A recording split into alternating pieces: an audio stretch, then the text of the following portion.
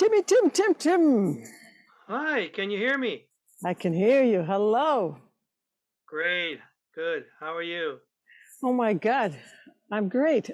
When was the last time I saw you? 1982? Probably. And the last time we spoke in real time?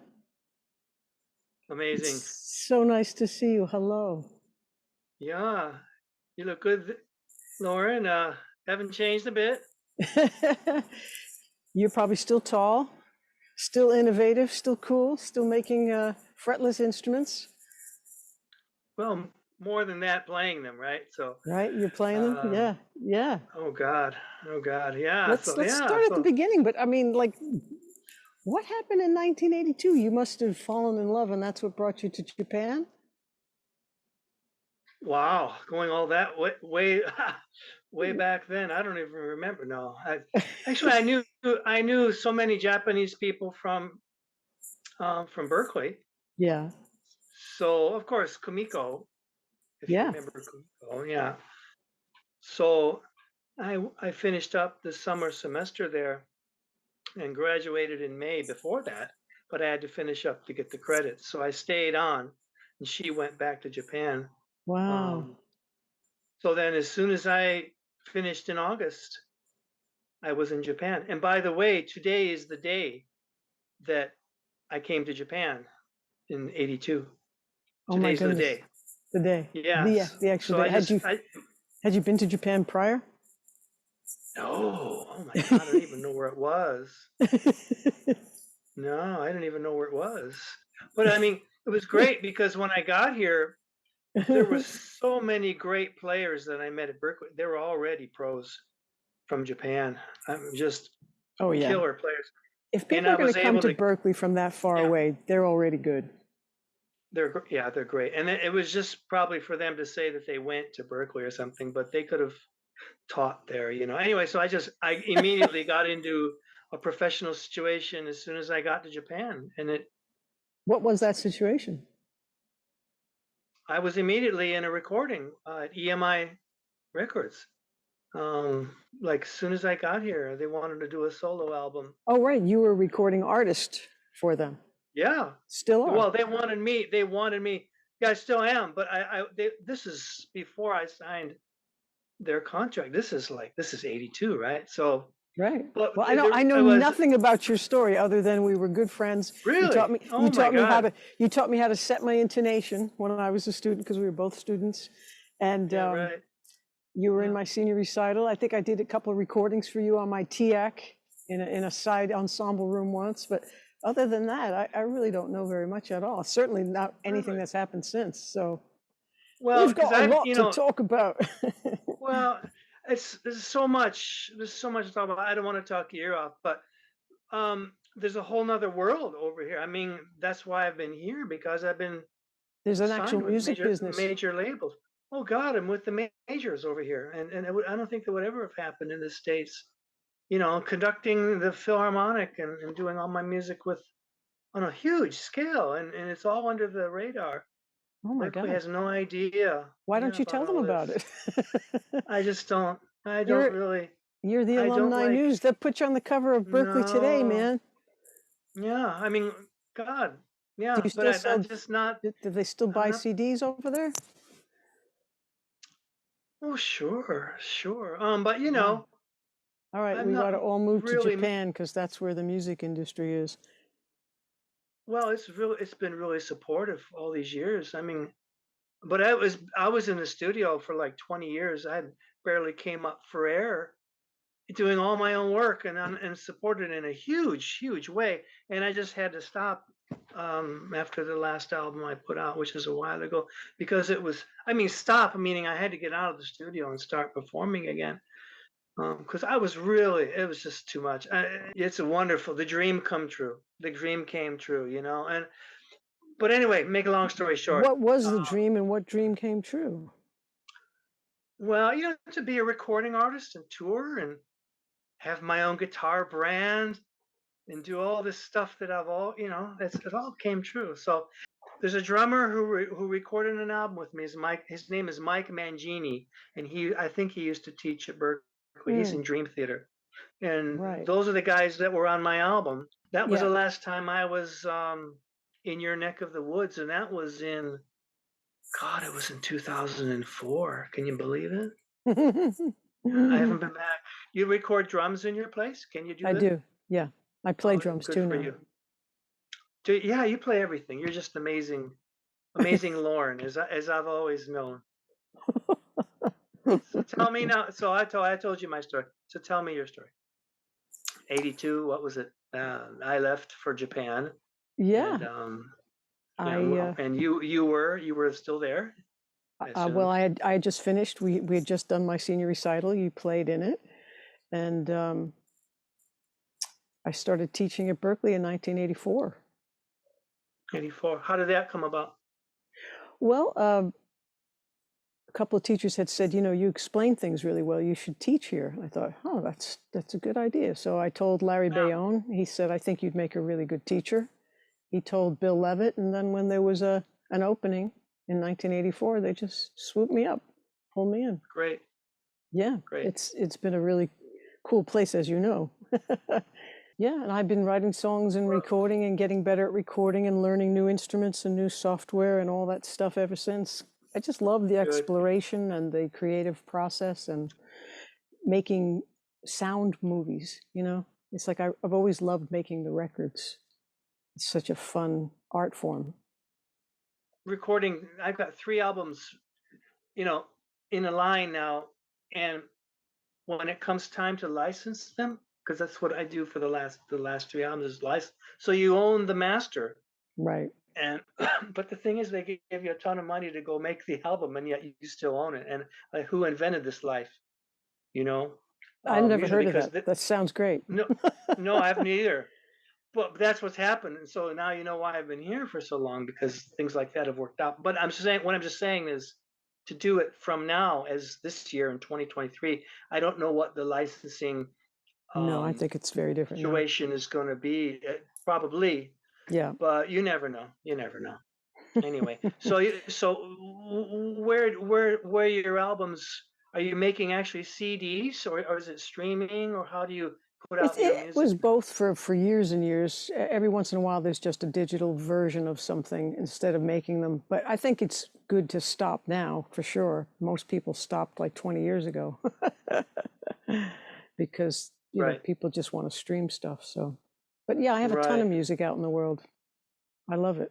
Oh, great, great, So much great. fun to I make mean, it. it's never, yeah. Well, you're creative, see, and that's like it's like a blood. It just creativity. It's like a blood, right? It just circulates, and Yeah. always something new, and it's great being in this field. Do the students coming in there now? Um, let's say you can't read. If you can't read, can you get into Berkeley?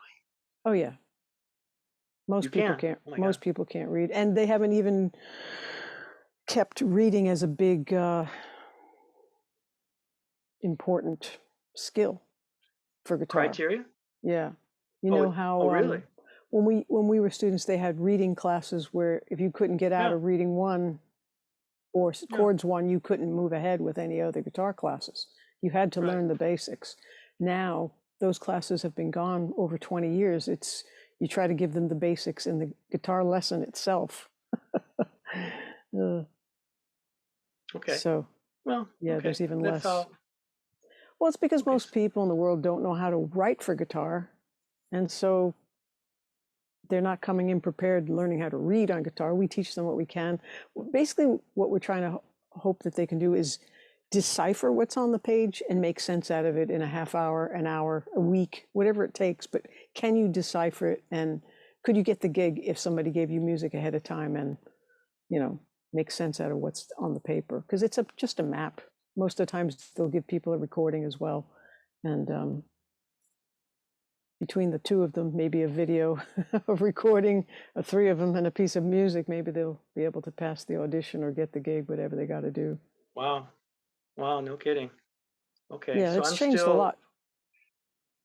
I think things Well. have watered down quite a bit, but you know, even my teachers that were there when you and I were there used to say that things had watered down. They used to have to do like 4 or 5 four-horn charts a week, and teachers used to Yeah, teach 40 hours a week and stuff like that. yeah.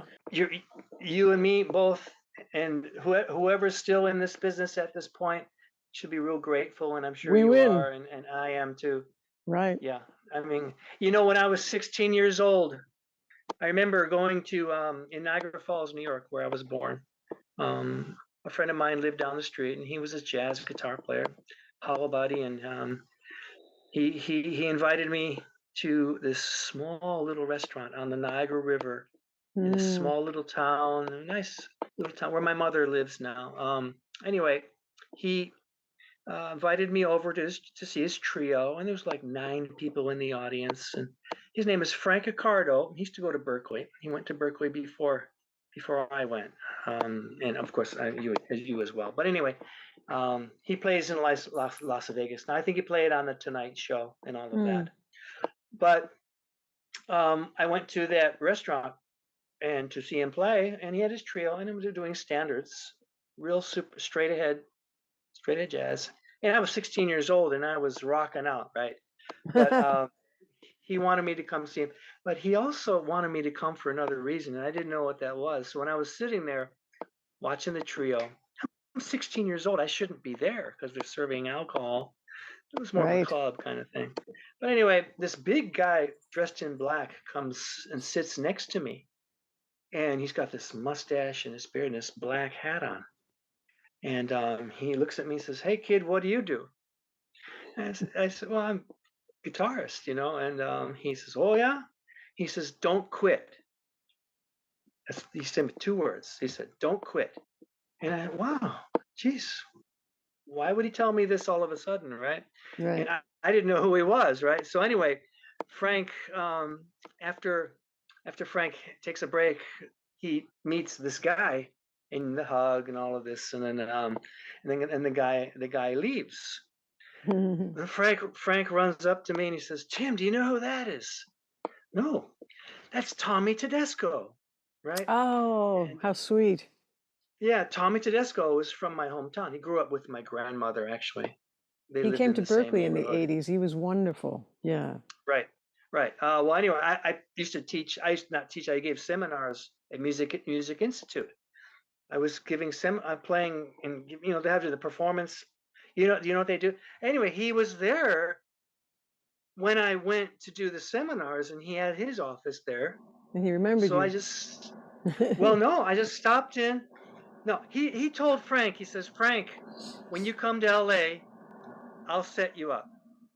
You know, so Frank says, "Okay," and that's what happened. So Frank played on the Tonight Show and everything, and through Tommy's introductions and everything. But anyway, Oh, that's when I great. was when I was in LA, this was 86, 87. Um, Stopped into Tommy's office, and I remember what he told Frank. He says, "Frank, when you're in town, let me know. I'll set you up." So I walk into his office, and he says, "Hey, kid, I hear you're the hot guitar player." And here I am at Musicians Institute. At that time, it was GIT, I think. Yeah. You know, but anyway, make a long story short, I said, "Hey, Tommy, I'm from Niagara Falls. Do something for me." I just joking with. I didn't mean to do any. I really didn't mean anything like that at all. But we just hit it off really nicely. But I didn't tell him that he was the guy that kind of gave me the little push.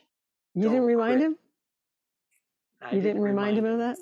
No, no. But but do you see what I'm saying, Lauren? Those little pushes. Sometimes they have an effect on you, and it could Oh, change your sure. life in a way. Because you know how there's Oh, many yeah. trials and tribulations of being an artist. Right. You have self-doubt, and even the smallest success really gives you a shot in the arm and a validation of Yeah. what you do. And this is way back when I'm 16 years old, That's well super. before I started. Anyway, I love Tommy Tedesco, and then when I heard that his son was making the Wrecking Crew film, I supported the startup, no kidding. the GoFundMe thing for the film because yeah, I wanted to see the movie. Oh, It's great, really good, great. really Yeah, good. yeah. He's from my hometown, right grew up with my grandmother. They played ball together when they were kids. Mm. A kickball. That's And what. he used to say that when he got music put in front of him, half the time the music that was written down wasn't even available on the guitar. And he'd really have to be the interpreter of what somebody wanted, Right. you know. Exactly. So he Right. just never said, hey, this is incorrect. He wouldn't say that to people, but he would Right. figure out what they wanted and give it to them, you Right. know. And he was the guy. He Right. played on everything, kind of like Right. Carol Kay. I mean, she's just on everything. Right. It's Right. amazing. Right. Right. Those are good people to draw from that we have in our part of, not, I would say, so much of influence, but they're inspirational.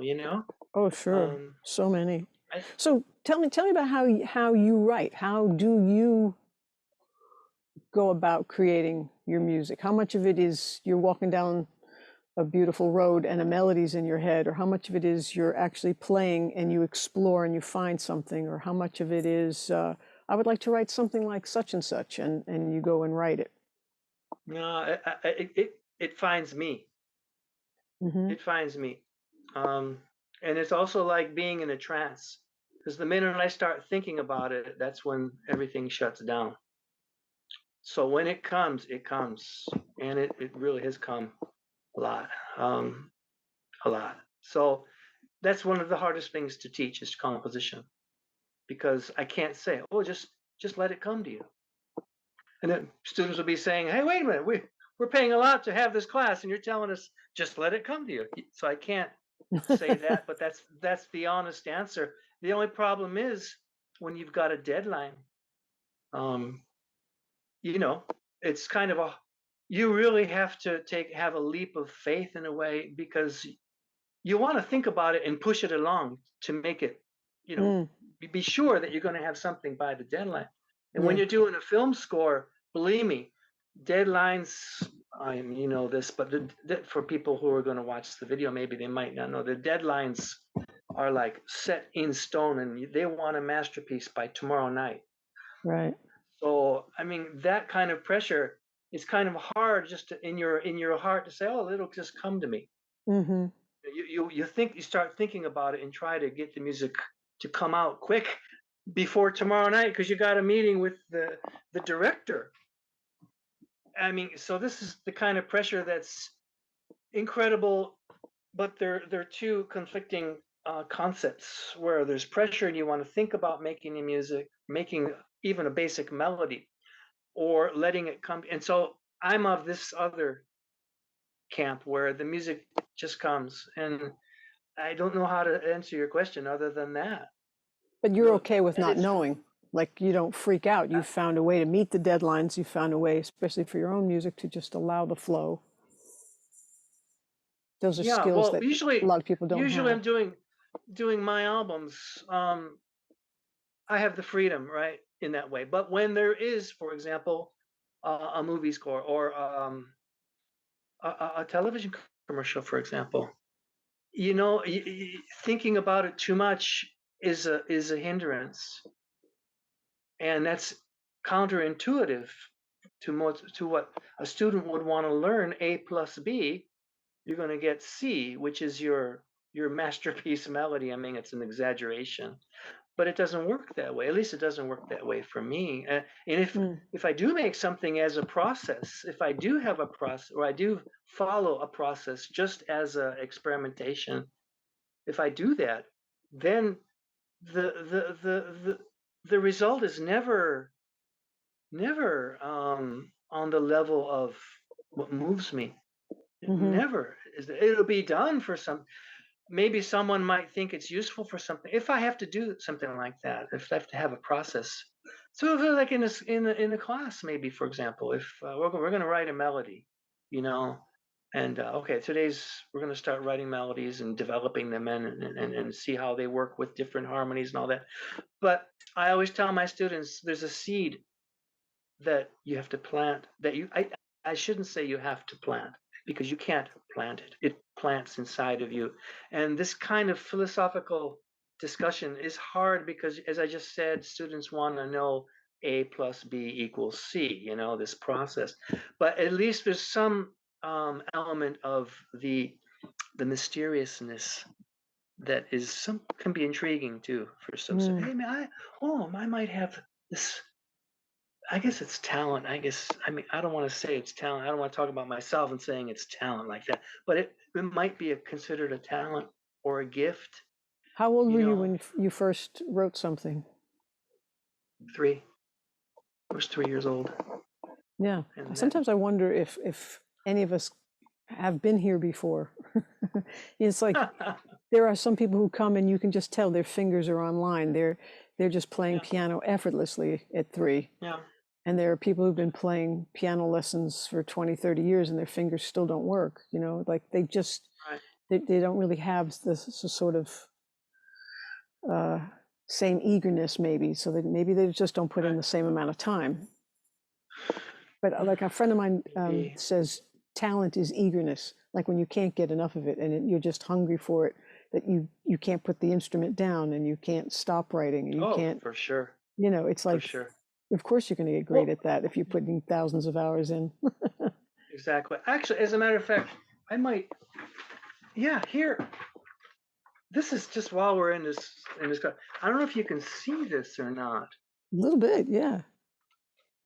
but this is exactly what we're talking about. I didn't have the guitar in my hand at all, Mm, and this just came out. looks like my But handwriting. yeah, well, this is on Berkeley Yeah, um, manuscript manuscript paper. paper. See at the bottom, Yep. and it's just, I mean, and there's no key, and it's all just bam, it just came out. And I say to people, because I found this recently, and people say, well, how do you compose, like you asked? And I said, well, I can't really tell you how, but when it comes out, it just comes out. And I could never have thought about this and to bring it to this level. Mm. It's a thought process. So anyway, that's But the you answer weren't to the necessarily question. writing that down at 3, and you weren't probably writing it No, down no, no, that no, no. clearly at 10. So you've learned some No, no, skills no, no. to get that out and to interpret it and to see the physical written down version of what you're actually hearing and feeling. That's why I went to Berkeley. That was Yeah. the reason why I went to Berkeley, is to be able to Yeah. converse in the language of sheet music. That Did you was have the any? whole reason. Yeah, to be Yeah, literate. And then that's definitely what they love teaching is making us literate, to read and write absolutely. the I mean, language. so glad I went to Berkeley. I mean, to discuss Berkeley, this is really the first time I've ever discussed it. And well, there's one other. I should tell you another story you wouldn't believe, but this is a good opportunity to say, yeah. I mean, without going to Berkeley, I don't see how I could have ever had so much. For example, we're doing this music is really complicated, and without being able to read, there's no way. I mean, bands, I know they would spend months on learning such music. Bands that don't read and being able to Yeah. read, you we just one rehearsal and bam, it's stuff in 7/8 going to a 11/4. I mean, I'm talking about that kind of music, which is not necessarily good because it's complicated. I don't mean that at all, but my music is that way naturally, and Mm. to have someone be able to read it and interpret it quickly, Mm. uh, it shortens the rehearsal time a lot, Oh you yeah. know. Yeah. Um, so okay, so that's how I compose. Now you have to kind of spill your beans there, Lauren. Come on, Well, there's 3 because aspects. you Yeah. got tons of material. I know, so you got to fill me in. Well, there's like 3 aspects to it, right? There's the harmonic side, choosing chords. There's the melody side, and then there's lyrics a lot of the time. And Yep, each one almost requires different creative muscles in a sense, but it is all the same, and sometimes comes all at once, and it comes all different ways. So very often, because um, the Beatles were such a great influence on me, the simple ways they talked about it sort of gave it to me in a simple way. So I started writing songs at 10 years old. I just thought I was making things up.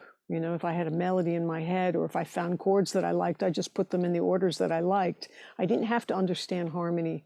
It was like a sure. painter playing with colors. I just liked this color, and I was Right. fortunate enough to grow up when you did that. We were listening to people who loved harmony, Stevie Wonder, the Police, Sure. Allman Brothers, Doobie Brothers, Carly Simon, Joni Mitchell. I was They used I was gonna beautiful, say, beautiful harmony. So right. we weren't without. I mean, even if you just think of the chords that are in the Beatles songs, there's amazing harmony in the Beatles songs Yes, and modal interchange. And absolutely. that's because they were listening to fantastic songwriters of their parents' generation and playing all those Right. standards because they wanted to be entertainers. There was no guitar gods or we're going to be rock stars, right? So when they Right. said, if we could do it, anybody can do it, I thought, oh, great, I'll do it too. I didn't know it was a thing. It was just a desire and it was there. And maybe sometimes when you're young, if you choose something and you have a passion and a love for it, the sky opens up a little door or something and something drops down that helps you magically find it. But you maybe just have to ask so that you know what you're looking for and know what to find. But I've always found that even just exploring, just putting my fingers anywhere on the guitar, I come up with things that I absolutely love. And I love singing and playing crazy things at the same time and developing that sort of composite rhythm. And because I was in all those Beatle tribute bands and stuff, touring around for like 17 years, it made you, as one of four people, have to sing and play crazy things at once because we couldn't do the overdubs. We were just four people, had to happen live. And that woke up the side of me that wanted to play drums. So sometimes I'm playing a drum part to one of my songs and I'm hearing the background vocals. I don't know, they're just popping in. So I get the drum track down and then go and record the background Right. vocals. Or sometimes Yeah, I'm walking sure. the dogs and a melody pops into my head and I go, that is a song and it's mine. And one time, a friend of mine said, why don't you just play with fifths on the piano? And I found a progression that I liked over a few weeks after finding which fifths I liked and wrote a song with that and said something funny. And we were on the phone talking and I said, that explains the sky. And she said, that's a title. And I ran with it and I wrote a song called That Explains the Sky. So it's just this being open to the fact that words happen, melody happens, sounds happen. Like the Beatles would say, they'd hear an R&B tune or a Motown classic and they go, oh, let's write one of them. So sometimes I start with a groove or sometimes I start with a bass line or whatever is attractive, like, oh, that would be cool if I could do something with that feel. Like I wrote a song with an Al Green feel called Dance with Your Darling. Little things like that come up as starting points because of something you feel attached to, something you like, something you want to go explore. Does Hmm. that happen for you too? Sometimes maybe. Again, the guitar is the vehicle for one thing. So Mm-hmm. you want to have the guitar in your hand. That's your voice, Mm. right? Besides your voice, Mm-hmm. right? That's your other voice. So aside But you from what I probably just showed you, but you probably write without the on harp guitar, guitar too. oh yeah, that's orchestral in itself, and Yeah, that's why in I a don't really whole play too specific much. thing. Yeah, but I recently I've been doing because I have new guitars that have been put out on the market recently, and they're six string. So I'm playing With six string frets or again fretless? with frets. Oh, cool. Yeah, so that's fresh for me. That's fresh. I can Believe it always or show not. one around Berkeley for you. Thanks. Yeah. But anyway, yeah. So that's how I do it. And you're doing. There's a connection there. You're saying to something, and Mm. Yeah, but I as long mean, as you got the guitar in your hand, but how do you remember that melody if you're walking down the street? Sometimes it happens to me. I might remember it, and I won't remember it when I get home. I mean, I'll think oh, about I it. know. It'll come to me, and you kick yourself in the butt, saying, "Oh, I should have brought a hand recorder or something." Oh, yeah. You Or know. your phone memo thing. But yeah, you just have to keep singing it. Right. Right. Yeah, Exactly. yeah, Because it'll go off into the ether. yeah. You know. And sometimes So it that's comes why. back, but I don't like to be, kicking myself. I like to capture it when it comes because I'm so happy that it's Exactly, there. Yeah. Lauren. It's a conveyor belt of music, really. I tell my students that. And if you're open at the moment to catch something that is coming down, and it's almost like a meditation kind of Mm. thing. I don't want to use the word trance because that sounds too spooky, but it's like a trance. And that's why Well, I don't you're teach. you're hearing composition it and anymore. maybe you're staying quiet for a moment to catch it, and it looks like a trance, but you're just listening, you know.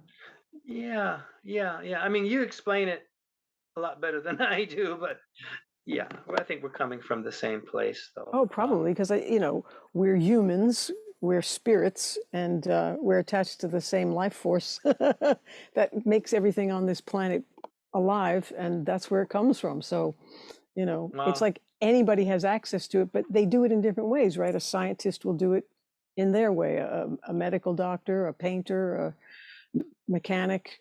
We're all creative. We all come up with ways to listen and figure out how does this work. Like the book Zen and the Art of Motorcycle Maintenance was so cool, right, right, right? right, So right, right. That's been around a long time, that yeah, particular book.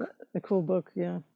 And I always like Wow, that Zen saying, from one thing, know 10,000 things. So, like, once you go deep into something, you can change subjects, you can change instruments.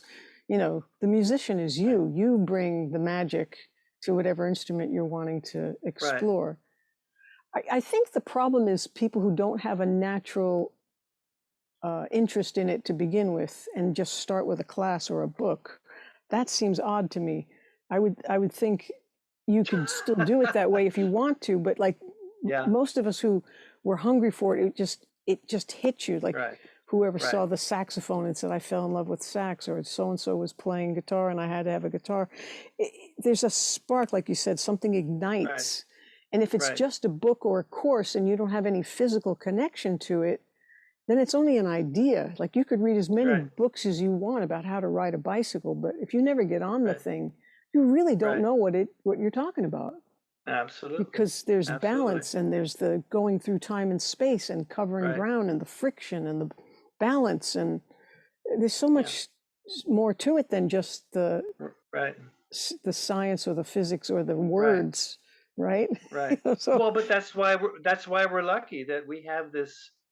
I call it, when I say I don't want to use the word trance again. It's the state of non-thought, beginner's non-thought, mind, openness, beginner's open mind. mind, beginner's mind. But I mean, but it's not something you can. Okay, I'm not going to think about anything. I'm just going to let it come to me. Here it goes. Come on, where are you? Come on, come on. It's not like that at all. It's like all of a sudden, at the end of the night, you find, wow, you've got, wow, Mm, wow, and then listen to it the next day. Like I don't have any recollection of actually writing any of this music. yeah. Hundreds and hundreds of pieces. I have no recollection, and it's Mhm. that non-thought. That's the only thing I can put my finger on and say it's a state of non-thought, and Mm, that's where it's counterintuitive because you want to think about what you're doing. We're mm. human.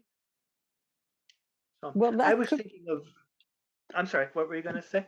I was gonna say that part could be a little different for other people. Like I never thought of it as non-thought, but maybe what you're thinking of as non-thought is like allowing the flow. Like you're not forcing anything or making something happen. You're listening for what is already happening, and catching the idea that's just flowing to you at the moment.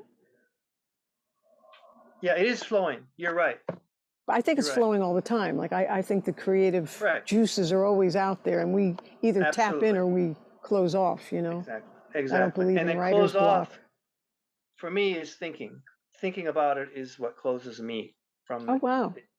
blocks me from that process. So, and I wish it wasn't that way, because if I had Hmm. more control over it when there's a deadline, and not there's a deadline all the time, but I remember wanted to jump out the window. I remember, especially during the movie soundtrack. I mean, really, I wanted to jump out the window, but that created some of the most amazing music that I would never have written.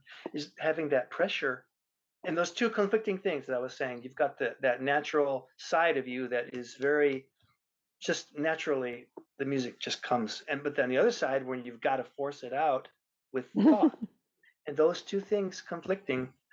You really, a good thing I wasn't on a high building or something. I'd want to jump out. Well, tell us the title of the film, and definitely send me links because I can put them in Oh the show God. notes for Um. albums and God. your out your guitars and your movie Oh, soundtracks and anything else you've yeah. got, books. Thanks. Thanks. Thanks. I did one actually with a producer for the band called the Goo Goo Dolls. You know the Oh Goo Goo yeah, Dolls? sure.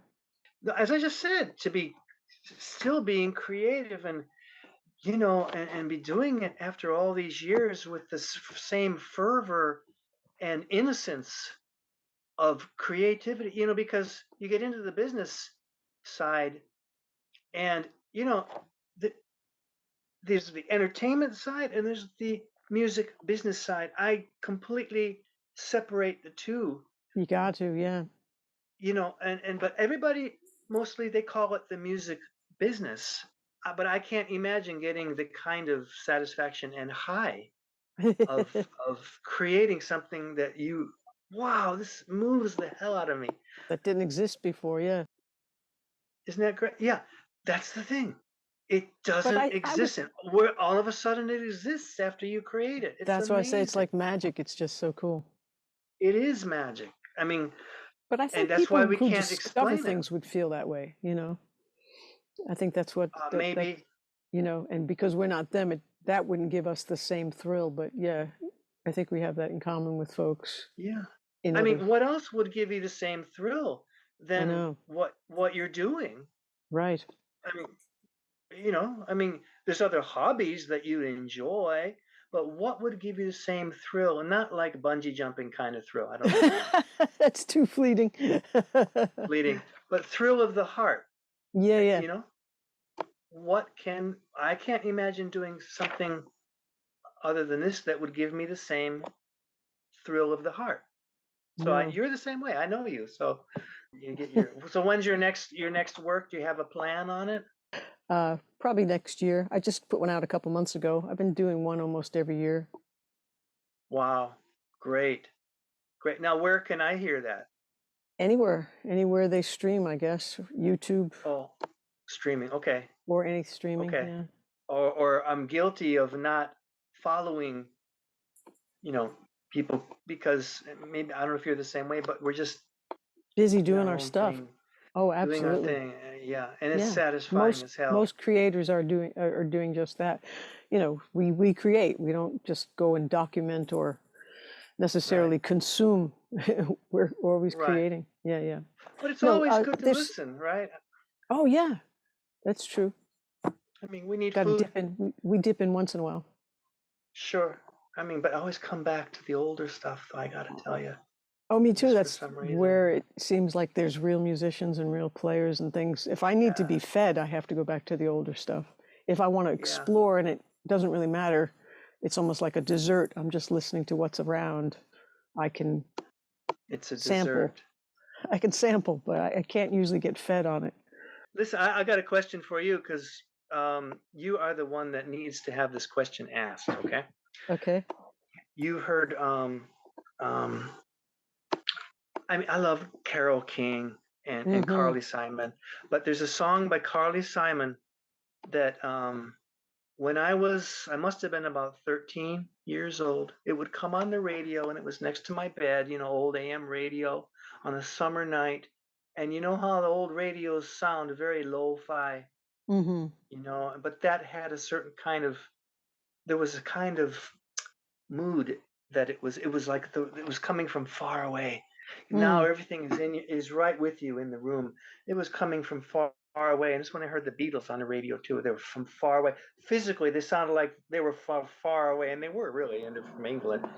But anyway, I heard the song, and I to this day it gives me goosebumps. That's the way I've always heard it should be, Sure. and I got goosebumps at this moment.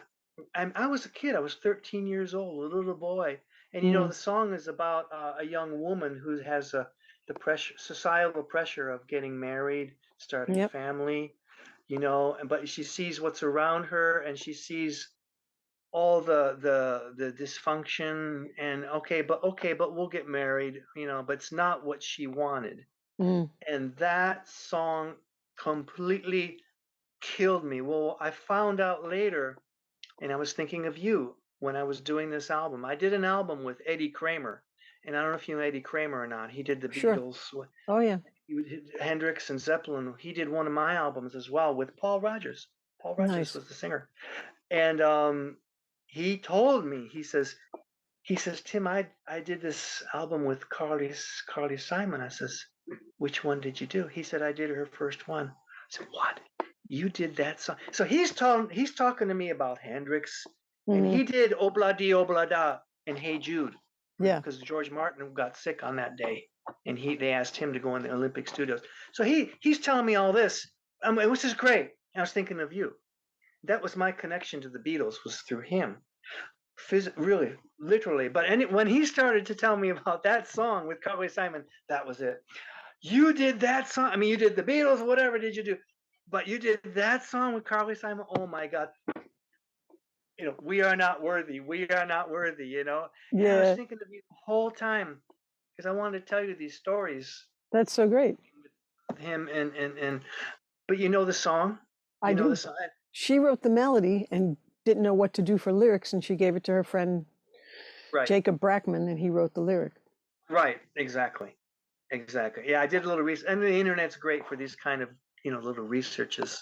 Mm. Find the But that's the so back cool. the background story. When I was working with Eddie, he told me because he was friends with if he's still alive, was friends with Paul McCartney and the Oh, sure. Beatles, and he told me he said he would sit me down on the bed. We were living together for 3 months in Los Angeles. We had these apartments that we were in while we were doing the album. Yeah, Wow. and he came. He's from South Africa, by the way. He's not from England. But anyway, he'd sit me down on the bed, and he put a dad. He said, "Tim, listen to this. This is Hendrix. No one's ever heard this before. I've got this tape of Hendrix, and oh, it was great. Okay." And then he would sit me down and tell me all these stories. I never asked him for the stories. Do you remember John? I mean, John of course you remember Stevens. John. John Stevens. Yes, Did he pass away? Did he he pass did. away? Oh Just like man. last year or the year before. Well, When you he were was one of together the or ones no? that had heard me explaining something to some other students, and he said, you should really think about teaching here. I know you have a lot of There you outside go. students at, at, There you at, go. at home, and you teach private lessons all over the place, but you should think of teaching here because you explain things really well. Great. So yeah, he was a big help that way. And he gave me my first chance to play the Berkeley Performance Center. I mean, I was 20 years old, and here I was playing lead guitar and slide guitar and stuff at the Berkeley Performance Center. Wow. And he was also doing the very first rock and roll concert that ever happened at the Berkeley Performance Center. And the place was packed, and all the programs got picked up and used. And they were surprised because usually they always have a million programs left. But because this was filled with pictures of John Lennon celebrating his 40th birthday that October Really? 1980, everybody was psyched and happy, and the place was rocking and filled and jumping with Beatle fans. And we got to do our Wow. Beatle concert. It was awesome. 1980? Yeah, that was just a couple Well, months before. we were there in I December, know. I think it was. Yeah. I never forget it where I was. I was in No, me neither. Boylston, the Boylston. And were we together? No, I was in my dorm room with a couple of friends, and one of them was Melissa Etheridge. She had just brought over a Really? pizza at like 11 o'clock at night. Yeah. And then I got a call from John Stevens. The phones used to be in the hallway, and Right. someone knocked on Right. the door. I went to go get the phone, and they said John Lennon was just murdered, or he said Oh it, my and God. we just all fell apart. And it was like the evening had God. to end. It was like everybody go home because I can't get up off the floor. Oh my I mean, I God. just couldn't believe Yeah. they were gunning down musicians. I just couldn't believe it. Right. Right. I'll never forget. That was one of the days I'll never forget. I Yeah, remember him meeting you in the cafeteria, by the way. Um, when we first met, you mean? we when we first met, and I think I was just I think you thought I was crazy. I really think Oh, you really? thought I was nuts. Yeah, Why? Why? because I was kind of crazy. I don't. I just had this impression that she thinks I'm kind of crazy, and I think you were probably right. But I don't remember God, thinking that, but what made you think that I thought that? maybe I'm just thinking too much about what other people might think of. I mean, I was young. I was what, 19 or so. Yeah, Who knows? But I just thought that was the case. So that wasn't the case. that I thought you were crazy? No, I always thought you were super polite and kind, one of the nicest guys I knew there. Oh God, I think you're thinking of someone else there. Who's this other guy?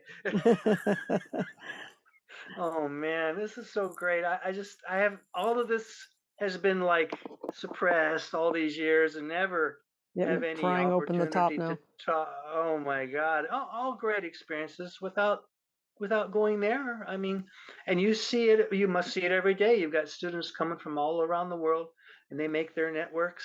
I mean, that's what Berkeley's really great for is the whole networking. And at that time, we didn't call it networking; we just did it, right? And that's why I'm here. Yeah. So um, I tell my students that too. I said, you go to Berkeley and you'll get more than just an education.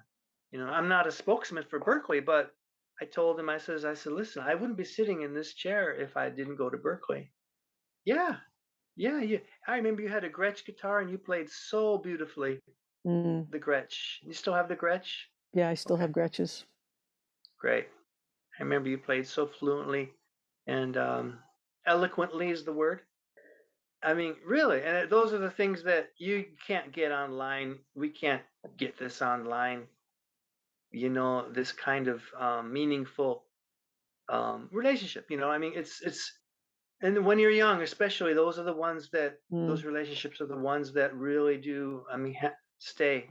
I Yeah. mean, so many people here. For 40 years, I've known them, and still, they're for some reason still the bedrock of you know good friends and through music and all of that. It's hard to get that online.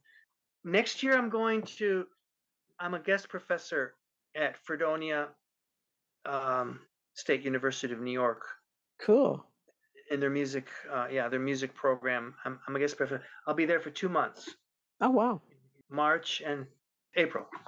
So no, I'm going back. So maybe I can swing by Berkeley and knock on your door and say hi, Yeah. and you can play me something in real time. In real time.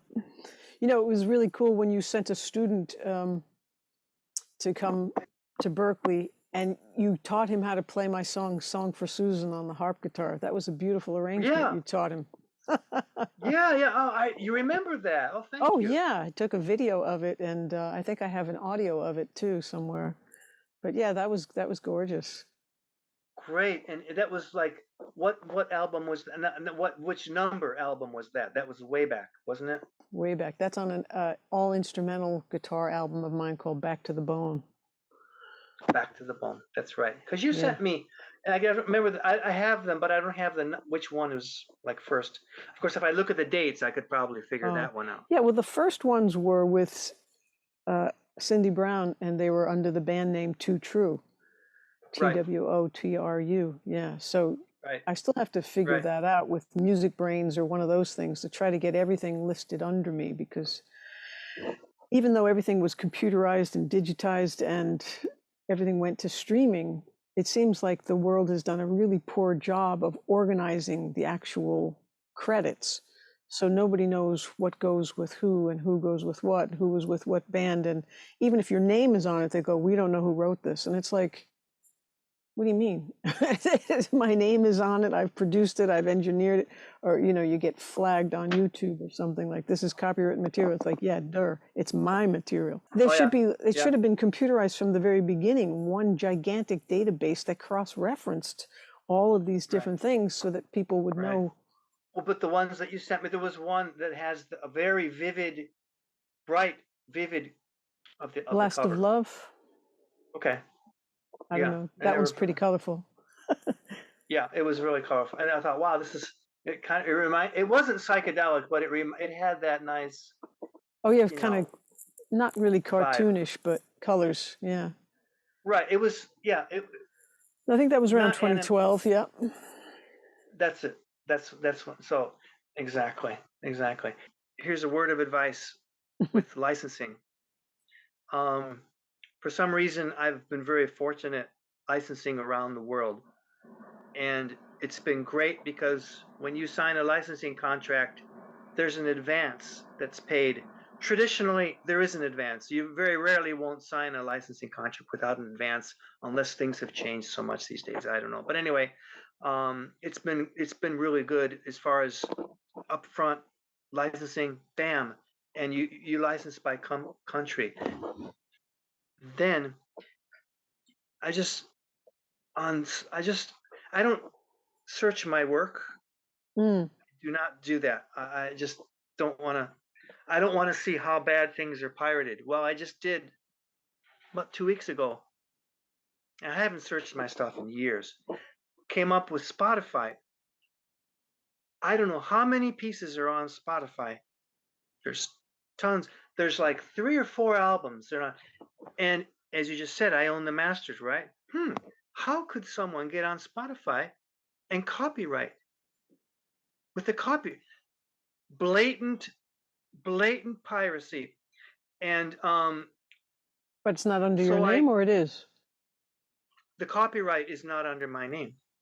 Oh, well, CD Baby says they're the record label for me, but they're not. Feather Records is my No, label. They're just a distributor. But all no, those no, no, terms keep getting blurred, you know? no, no, no. What happens, Lauren, is this is a case where I've licensed this to an album Right. to let's say Italy, Yeah. which they'll take care of Europe, and then in America they'll take care of Canada and Europe, and each country has the territory of the license, as you know. Yeah. What happens is, and these are reputable labels. I mean, they're not small ones. They're reputable labels. So that's why I license them, and I'm fortunate to do so. But they sublicense it, and that gets sublicensed, and that gets sublicensed, and it gets so far away from the It's like original mortgages. license. Exactly. But what happens is the person at the end, the label at the end of the line, probably is some fly by night label that just wants to pay some small advance to the previous sub-licensed label to get their money. It's like a domino, and then bam, next thing you know, they blatantly say that they are the copyright holder on Spotify. So I contacted Spotify, and there's a big to do with this now because it's the principle. It's just the principle of blatant, Sure. Sure. outright stealing. The fact that someone would steal that from, and so the royalties, forget about seeing any royalties. That's why the advance is so important at the beginning. But Yeah. the sub-licensing upon sub-licensing is something that is happening. It's been happening to my albums for 20 years. Well, I'm sure it And I let, happens to everybody, but the problem is people aren't making money from the streaming anyway. You know, it's like well, highway n- robbery. That's why a lot of my now, friends don't put any of their stuff out in the world right, right, because they'd rather right. just sell it from their own website. Right, right, right. Well, I'm just saying that licensing is really has If you been want great, if you want a has bit been great money up front, yeah. up front, but I mean that That's might better interest than no you. money at all, I guess. Well, no, I mean, and it's quite lucrative in a way, because you got each country has their own But contract, so but but you but the might think about contract, that. well, I have many times, but it's like it's not like uh any of it usually works. And are you talking about publishers, or are you talking about licensing No, companies, or are you talking about arms of no, EMI? It's like no, it's not just you call Italy. There's no, companies no, that no. I'm talking about it's record yeah, labels, direct to record labels. yeah, Publishing and all of that, that's another thing. yeah. BMI, there's another one. I can't complain, but they Did you say BMI? BMI, yeah, Yeah, that's what all my yeah, stuff is in with. They've never done anything either, so yeah, yeah. I mean, that's another, but they've always been known for not doing really too much. And that's a whole thing. But anyway, so Lauren, it's across the board, and I'm not so sure about putting out another CD, or if there's I don't have any rush myself to put out another unless album. they're going to offer But you another advance, right? well, that's the only reason I'll do it if I get an advance like that. But what I'm just saying is, I'm leading up to a point here. Instead of pressing the CDs, physical CDs, and I know there's streaming and everything, okay. But you know, if I do put out something physically, some people are going back to records again. It's just like mind-boggling. I know. I heard It's of an a guy interesting. putting out quarter-inch tapes. He's selling quarter-inch tapes of his album. Yes, and cassettes. There's people putting out cassettes. I couldn't believe it. Okay, Yeah, that's fine. You might get a little, a little kind of somewhat interest. But anyway, I going still back have to a lots of real, cassettes of Among the Ruins, my very first album. It's a collector's item. People should buy it I, now. I, I believe it. I believe it, and keep it on cassette, and that's a great format. No, seriously. But I'm leading to somewhere here. I'm more interested in putting out something on USB stick, the Okay, stick itself, because the stick reads the data in its purest form. When you have a CD spinning around at 20,000 RPM, there are errors.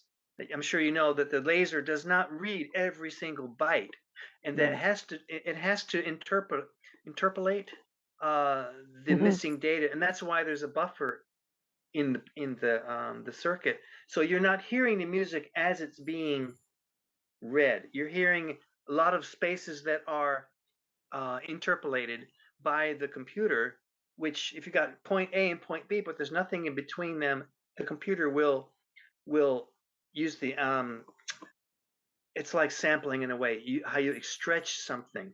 But Right. we don't hear it as being that. We don't hear it as being that. We hear it as being the sound quality is degraded, as a degrade in sound quality because of the Right. amount of interpolation that goes on in the Yeah. buffer circuit. That's why the USB is the purest. If you have a wave, it's got to be a wave file, not MP3. That's the purest form of the music being heard by the listener, and you don't have to press anything. Hmm. Things do not have to be pressed, and that's really interesting to me to And you're have not that making them format. yourself at home. You're not making thousands and thousands of USB drives, so you can have those manufactured as well. Yes, disc makers. I'm sure you Yeah, know disc makers. They sure. have this USB form. I was just thinking of it, and I just looked it up one day, and sure enough, they Yeah, have CD it there. Baby's been doing that for years too. The USB. Yeah. I think it's a great format, really. Well, all the streaming is lossless now too, but nobody's making Right. money from those. You could at least sell your USBs. But if you are Well, you getting them? physical. Yeah, No, no. I'm just thinking of that's a cool format. that Um, you could you sell know, at your shows. sell at shows, or I just think it's so cool. And if I don't license anything, then Yeah. that would be a physical format that I think would be really cool. You wouldn't license USBs. You license the master, and you know what I'm saying. They press whatever I they just want. thought, Yeah, yeah, isn't it cool? I just that wonder is what you cool. think about. I Yeah, mean, well, I like mm, the idea of good sound. I always want good sound. yeah, your acoustic guitar especially sounded great. Now I can't recall offhand what album it was, but there was because your albums have a mixture of a lot of different things, guitar Yeah. styles and sounds. Um, you're like the archive of all the guitar sounds in the world. Your music. But there's the one album that had the acoustic. So I have to plead guilty for not knowing the name. But there was an album that the acoustic guitar sounded really good. Thanks. Where it hit me like, wow, yeah, it's a great. So those are the older ones though that we're just talking about before. Yeah, So I'm now you've got newer, better at recording now. So but yeah, I you think can do everything there. Now, do I see analog tapes? I love them. I love them. yeah, I have a 1-inch 16 track over there, and Great, great. it's fun sometimes to just go through that as I go to Logic, but I could do a hybrid thing or a Yes. digital thing or just all tape. Because it had dawned on me in 2019, my computer was giving me a lot of trouble. It was a 2014 computer, and I kept doing all the updates and doing all the updates for the software and the plugins. And then it gets to the point where you're at 300 CPU and you're on the phone with Apple and they're going, you just need a new computer. Your computer can't handle this. And I thought, this is ridiculous. It's like buying a new tape recorder every 5 years. This doesn't make any sense. I thought, I miss tape, because I used to have that 1/2-inch 8-track even that I made the first album on. So I thought, you don't have to keep doing those updates. I should just get a tape deck again. But there's Sure, good things about the tape and there's good things about the computer. So it's nice to have the sure. pros and the cons of both, I guess, and then just switch when it gets too hairy. Sure, sure. So do you run the signal through the tape without actual running the tape? You just run it through the circuit and get a warmer sound? Have Well, you the done tape can that? still be going so that it plays off the other head when it gets to logic. Yeah, Oh, okay, okay. But I mean, the or I warmer sound is what you're after, or yeah, that but tape compression, that natural compression that happens yeah, it's when you super go through great the with circuit. transients especially, right? So anything that I record drums to, if I record the drums to tape, that's a great sound. They just sound good already, you know, going to tape. Wow, It's fun. wow, that's great. That's great. Yeah, you can That's still great. find some of these tape machines on Reverb. And so I was just talking to a guy on YouTube this morning about how I've been writing to Tascam saying, you should resurrect a couple of tape machines because there's a lot of folks at Yeah, Berkeley that would love to play with them. yeah. They don't have anything at Berkeley. I mean, in the Oh, studio. they do, but kids want their own something or another. I mean, I had a Oh, you mean quarter-inch this? 4-track TIAC A2340 when I was 17. That was a lot of fun. But Portrait. Yeah, yeah, there's yeah, a yeah. I guy named remember. Chris Mara too. He runs a studio called Welcome to 1979 in Nashville, and it's all Wow. tape based from the gear that you would have seen in a studio in 1979. And he No kidding. refurbishes all the 2-inch tape machines, the 24 Right, tracks, and right. resells those. He refurbishes them, sells them, and calls them Mara machines. Wow. Mara Yeah, machines. yeah, that's fun. Wow. So And he's he got like teaches you. Otaris, Studers, Yeah, he'll Otaris, and take all. anything and then refurbish them, I guess. And he even has a Wow. tape camp weekend, which is cool. And Really? you can go there for the weekend and learn how to service the machines and fix them and keep them running, Wow. keep them happy. Wow. That's That's where I was amazing. headed in March of 2020. I was like a Oh, week or two away before the pandemic. I was supposed to go to Nashville to right. go to tape camp, and a couple of teachers there were like, "I wouldn't go if I were you. This pandemic is bad," Uh, And then we all I we see. all got sent home. I was like, We all I, got said, oh my God. and so Oh my God.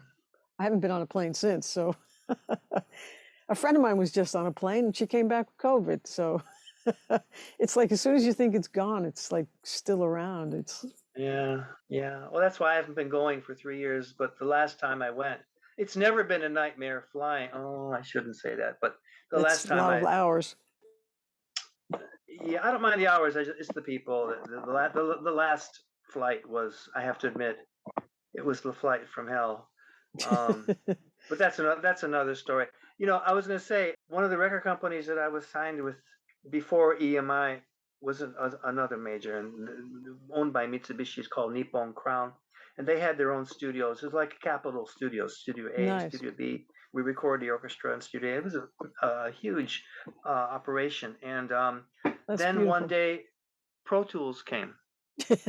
Now they had an SSL board as big as my room here in Right. Studio A, and they had the same size one in Studio B without the big studio, the recording room, the mixing, and all of these boards and all of the 2-inch machines, and we had these JVC two digital. They looked like 24 track machines, but they weren't. They were digital, right? I don't remember. Right. Is it the Mitsubishi X15? I think all these Japanese, and it looked like refrigerators, half of a refrigerator, because they're Oh, right. huge, right? Big Right. things. And Yeah. anyway, and he says, Tim, one of the engineers, a good friend of mine. I had already been recording like for 8 years for that label, and then one day he says, "Well, we got the Pro Tools system," and they went all nuts with the Pro Tools. So we don't need these other machines, and they're on lease, but the lease company doesn't want them back. You want to take them? You want to take them home? So, oh So you my took home God, these you got to giant be. tape machines? No, no, no, no, no, no, no. They asked me if I wanted to take them home. I said, oh my God, and they're huge. The wheels, right? Oh, yeah. They're like a refrigerator. I know. And It's like, like the mm, picture above my head over there. It was a big 2-inch track, 24 track tape machine. And it was like yeah, yeah. I mean, no, I'm not going to take one of those. Looks like having a a washing Studer. Is machine that down here. a? It's too big. Is that is that what it is? Is it a That, Studer on your wall? that's what it would have been. Well, that's an MCI, yeah. I'm saying, But okay. Well, it just anyway, Lauren. I mean, I couldn't believe it. It was just like, well, just because they're going to throw them away. And I said, what? And then you think that's the big SSL board. They said, you want it? And it cost $400,000. Right. When they first, because they're leasing it, so they're still paying on the lease, but they got the Pro Tools thing, so they got to make room for, and they don't need a lot of room, but they need to get rid of the SSL board. I could have taken an SSL board. What the That's hell would I crazy. do with it? The No, I would. electricity bill alone would have been monstrous. Oh, for sure. And of course, I'd never get any part of it through the front door of my house because it comes out in sections. And I thought, oh my God, that's what happened here. And when they got all computerized, all these big, the old analog equipment, um, the SSL was flying faders. Yeah. That was it. That was it, as far as the automation is concerned. Wow. Because it was that old. But those are really, you like to have them, like a Neve. Mm, Um, definitely. Those are the big two. And then API. Those are the ones everybody wants. Still, Sure. wow, They have the wow, most character. The SSLs are a little brighter and bitier, and they are great for rock and roll and metal, and a lot of people love that. And then the Neve is warmer.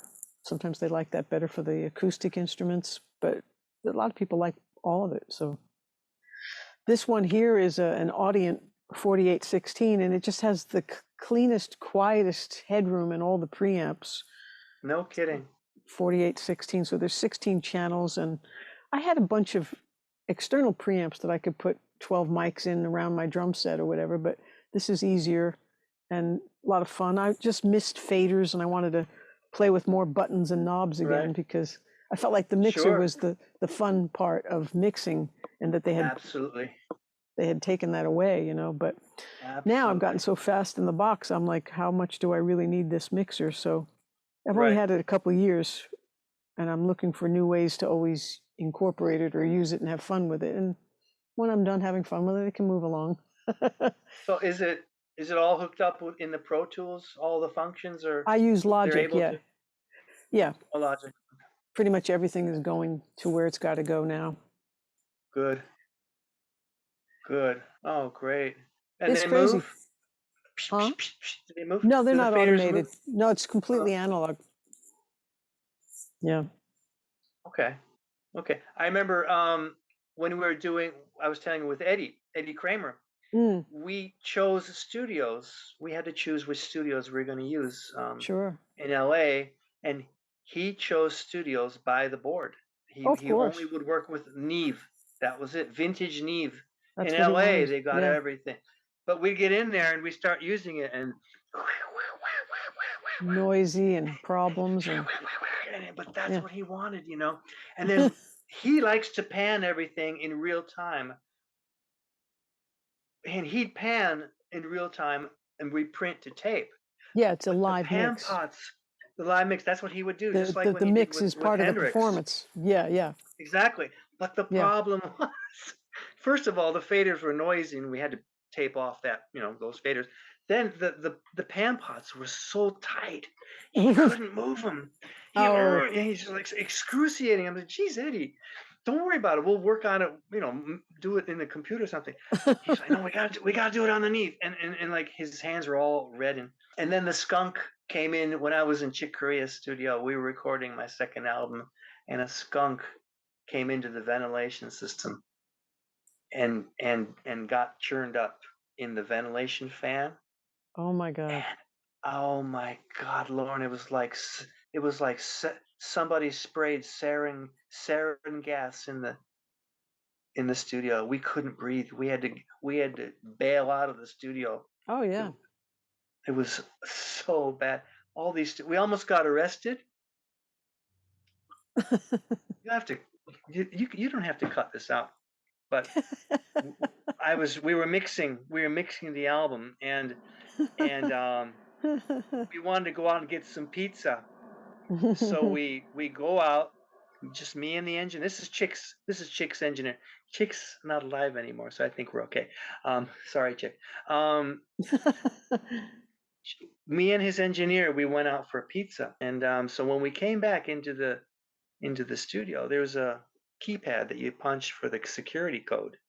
Okay. Well, he had the key to the door, but apparently he didn't punch in the security code, which I didn't know at the time. So we came in through the back door, and we went, sat down, and after we had our pizza, we started mixing again, right? And the studio itself, the room, was completely dark because there was nobody recording. It was just complete, so we could see the window, but it was just dark. Mm. Anyway, we're mixing away there, and next thing you know, we see two policemen coming in from that dark room. The hell! This scared the hell out of us, like ghosts or something. Holy shit! And they come walking in, they burst into the mixing room where we are, out of the dark.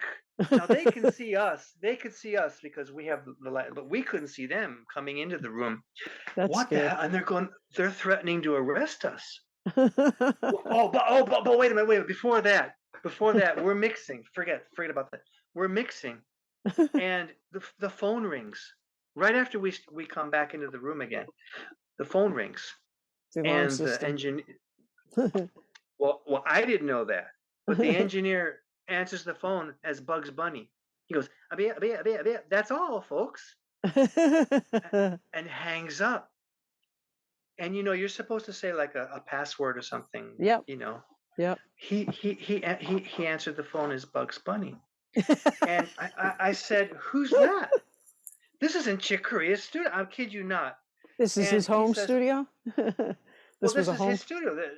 No, wherever this that is the was. big studio that is in LA. This is his main studio." Oh, wow. Yeah. So this is like an official. It's a real, bona fide studio. Yeah. Anyway, he says that was a security company. I says, why'd you answer it? Well, I says it's okay. It's okay. So as go back to we start mixing again, and we see these policemen come in like 5 minutes later. They come in and they're threatening to arrest us. Sure. I couldn't believe it. And as much as we told them, no, we're working here, they wouldn't believe us. So we had spent the rest of the session, and it was the last session of the night, of course, so there's no one else waiting. But my point is, first we had the skunk, and that session died. Then we were going to get arrested, and they were quite serious. It took us, I don't know how many hours before everything died down, and all this identification and stuff we had to go through and paperwork, because they thought we were we were like acting like we were recording or something. They thought we were robbers. And this kind of things happen.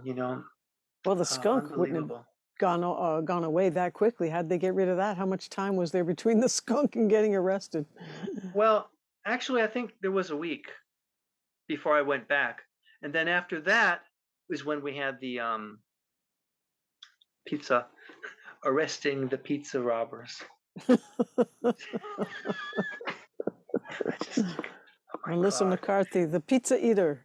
the pizza, yeah. You got to watch that SNL skit. If anybody wants to laugh like crazy, Melissa McCarthy, the pizza eater, Oh, on I saw her.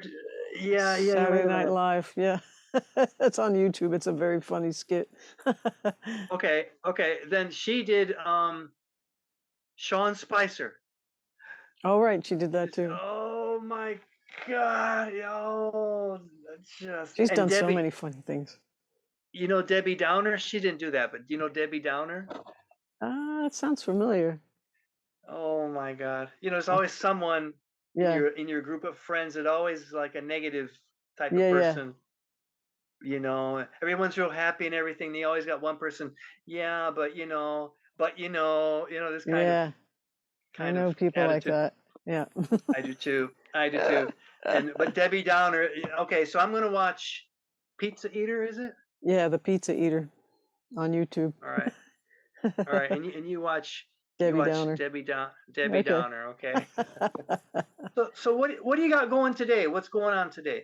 You're here with me, and I'm very happy to see you, and it's really great. But are you gonna split the atom, or are you gonna record another album? Or what are you doing today? I'll probably listen through to this and do some editing and do the voiceover stuff and get it out in the world in a day or two or sooner. Wow, this is great. Get it out. What do you mean? You're It's putting actually a this it's actually a on the net? podcast. It's an actual podcast now. So any place that you can hear podcasts, there's all these different episodes talking to all these cool people. Wow. And hey, listen, Berkeley should hear this story. Okay. Um, really, because oh man, let me tell you this story, okay? When I was at Berkeley, I needed um, an extra credit. I needed a credit in order to graduate. Mm. So this was the last semester, and I was planning my, my course courses for the last semester, and I needed one more credit, and I was in the middle of deciding what course to take, what class to take. Mm. So I think it was conducting. I, I said, well, I'll take conducting. That sounds like an easy course. I'll just take conducting and get the credit. I'll never conduct. George Mansour, he was one of the George, conducting teachers. yeah, that's exactly. He wrote. I think he wrote the conducting book, the Mm. text. I still have it right here.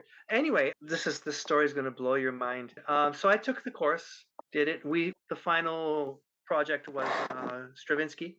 It wasn't the Rite of Spring. It was Madrid, which is a shorter, ridiculous piece. Every other measure is an odd time signature, and it was great. We're conducting it, so it was great. Anyway, um, I finished that, graduated September 15th. Today, I graduated at the end of August, right? The summer. And 2 weeks later, I'm in Japan. Okay, fine. You know the rest of the story. I'm here. Well, when I was signed to the first record company here, we did my first album for them, and it went really well. Then they got this um, movie soundtrack from this opportunity to do a movie soundtrack, and the producer for this movie heard my first album, and he wanted me to score this movie. I don't know what he heard on my first album, because there was nothing on that album that had anything to do with what he was doing in this movie.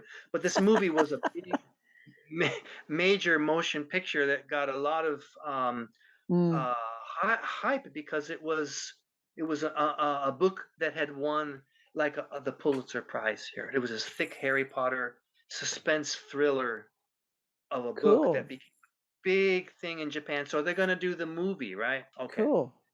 Make a long story short, um, they wanted me to score the film. So what do you want?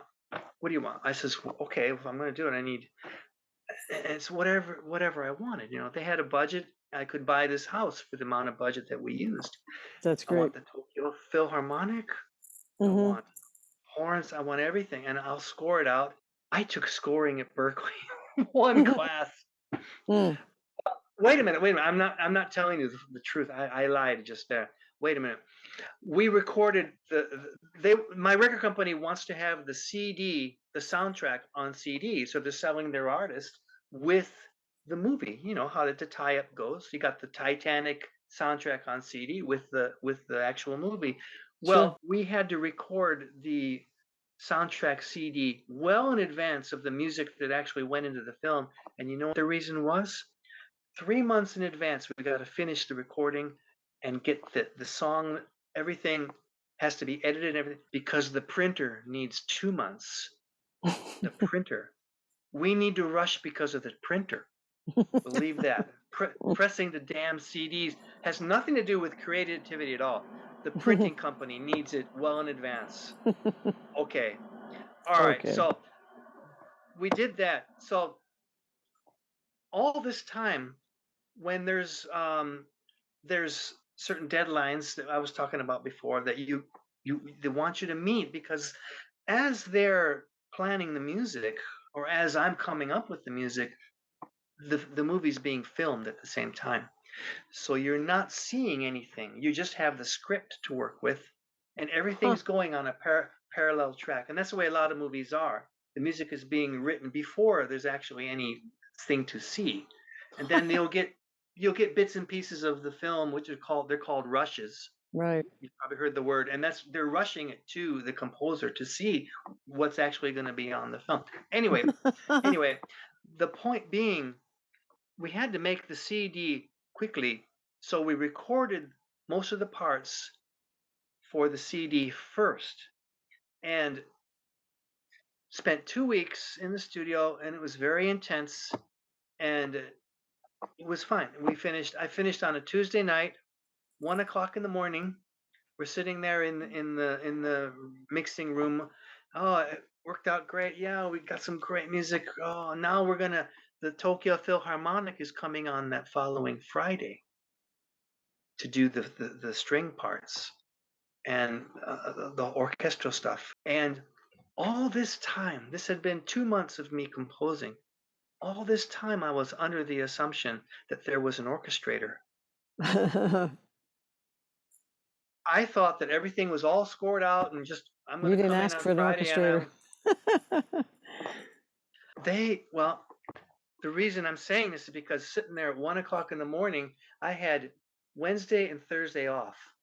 Now we've been recording straight for 2 weeks. Wednesday and Thursday is off finally, and I'll come in on Friday and finish the rest of the album. So anyway, we're sitting there, and they say, "Well, Tim, so you've got the score almost done?" And I'm going, I couldn't believe it. I was shitting bricks because Lauren, there's not one day of leeway that the music can be late. If the music is late by one day, everything will get shifted, and all the money that they spend on the advertising, the TV, the magazine, the newspapers, the radio, thousands of dollars, because the date of the release of the movie can't be met, it's all on my shoulders. And it was a huge pressure that I felt. So anyway, you got the score ready to go, and I'm going, oh, I'm shitting bricks. I go, yeah, yeah, it's ready to go. Holy shit! I flew back home. Takes 2 hours to drive from Tokyo to my home here. Got home like 3 in the morning, right? I woke up at like the first thing crack of dawn.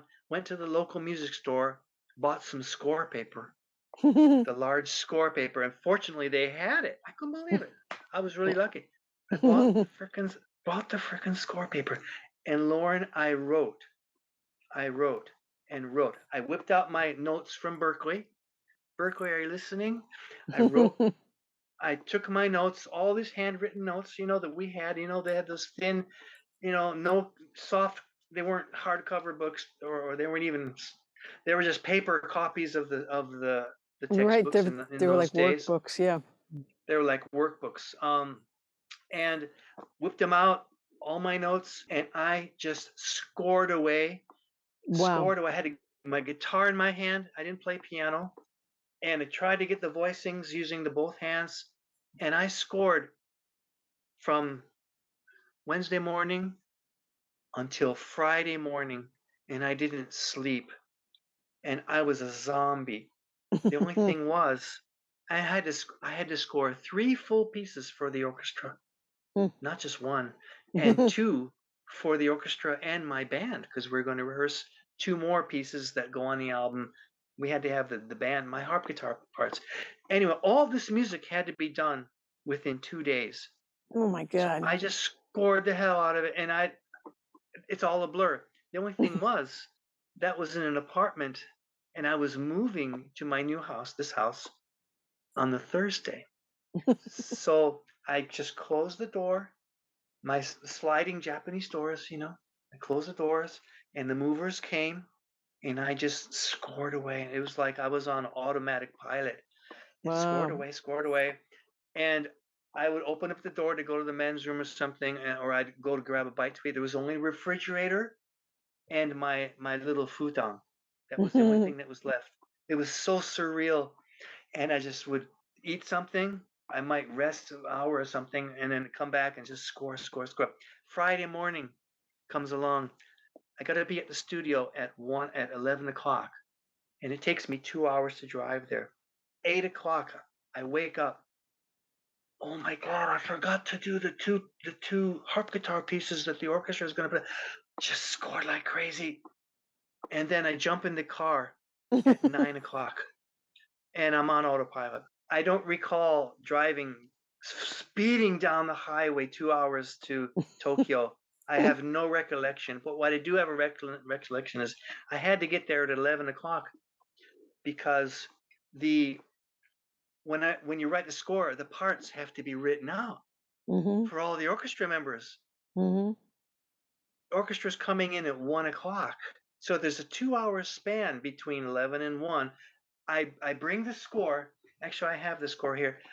And I have to hand it off to these. There's a company that actually will score out the parts in a Hmm. short amount of time. They must have a whole bunch of staff, and it must cost a lot of money. But you give them the score, and they'll write all the parts out. I mean, so I'm about to hand the score off when I look over a couple of the pages. Holy shit, there's like two measures, nothing's written here. Two measures, nothing written over here. Two measures, nothing. Four measures. Holy shit. So I jump into the closet with a pencil and I fill them in, you know? Now, I'm shitting bricks because this is a major movie and here it is all on my shoulders and it's all on the back of my mind, Lauren. So anyway, I come out of the closet and I hand him the score. It's like this thick. And 1 o'clock, they're going to come back with the parts. Thank you and good night. In Mhm. that time, in between 11 and 1, I have not played the harp guitar, these parts, these complicated parts. We're going to be recording them after the orchestra.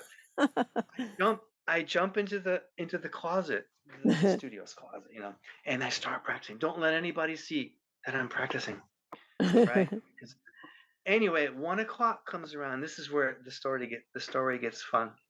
I hope there are some Berkeley students listening to this. Um, we're sitting there at the control, and there's the big SSL board. So there's four of us sitting there. Me, the engineer, his assistant engineer, my producer for the record company, and the music producer for the film company. We're all sitting in a straight line, looking out at the orchestra, and I'm sitting in the middle with the engineer, and it's 1 o'clock, and I'm going, I don't see the conductor. Where's the conductor? And everyone looks at me like, That would be you. holy shit, are you kidding me? What? I I just spent 2 days of just hell scoring stuff. I have no idea how it's going to sound, Lauren. And here I'm going to conduct. These The Tokyo Philharmonic is a world-class orchestra. Let me tell you. And you know how these guys are real stuffy and proud, you know. Well, I'm going, holy shit, I don't have a baton. So I turn to the engineer, who's a friend of mine. And I was just telling you, he was a friend of mine. I says, well, we became friends. I says, listen, Maury, his name is Maury. Maury-san, I don't have a, he says, don't worry, I'll be right back. He runs into the supply room, comes out with a boom box, and he rips the antenna off. Here's your baton. A boombox. Thanks. I swear to God.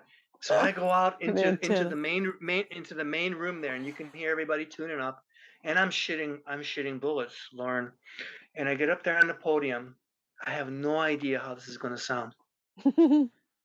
And again, remember, this can't go late. We don't have an extra day to do any more fixing. We don't have the time.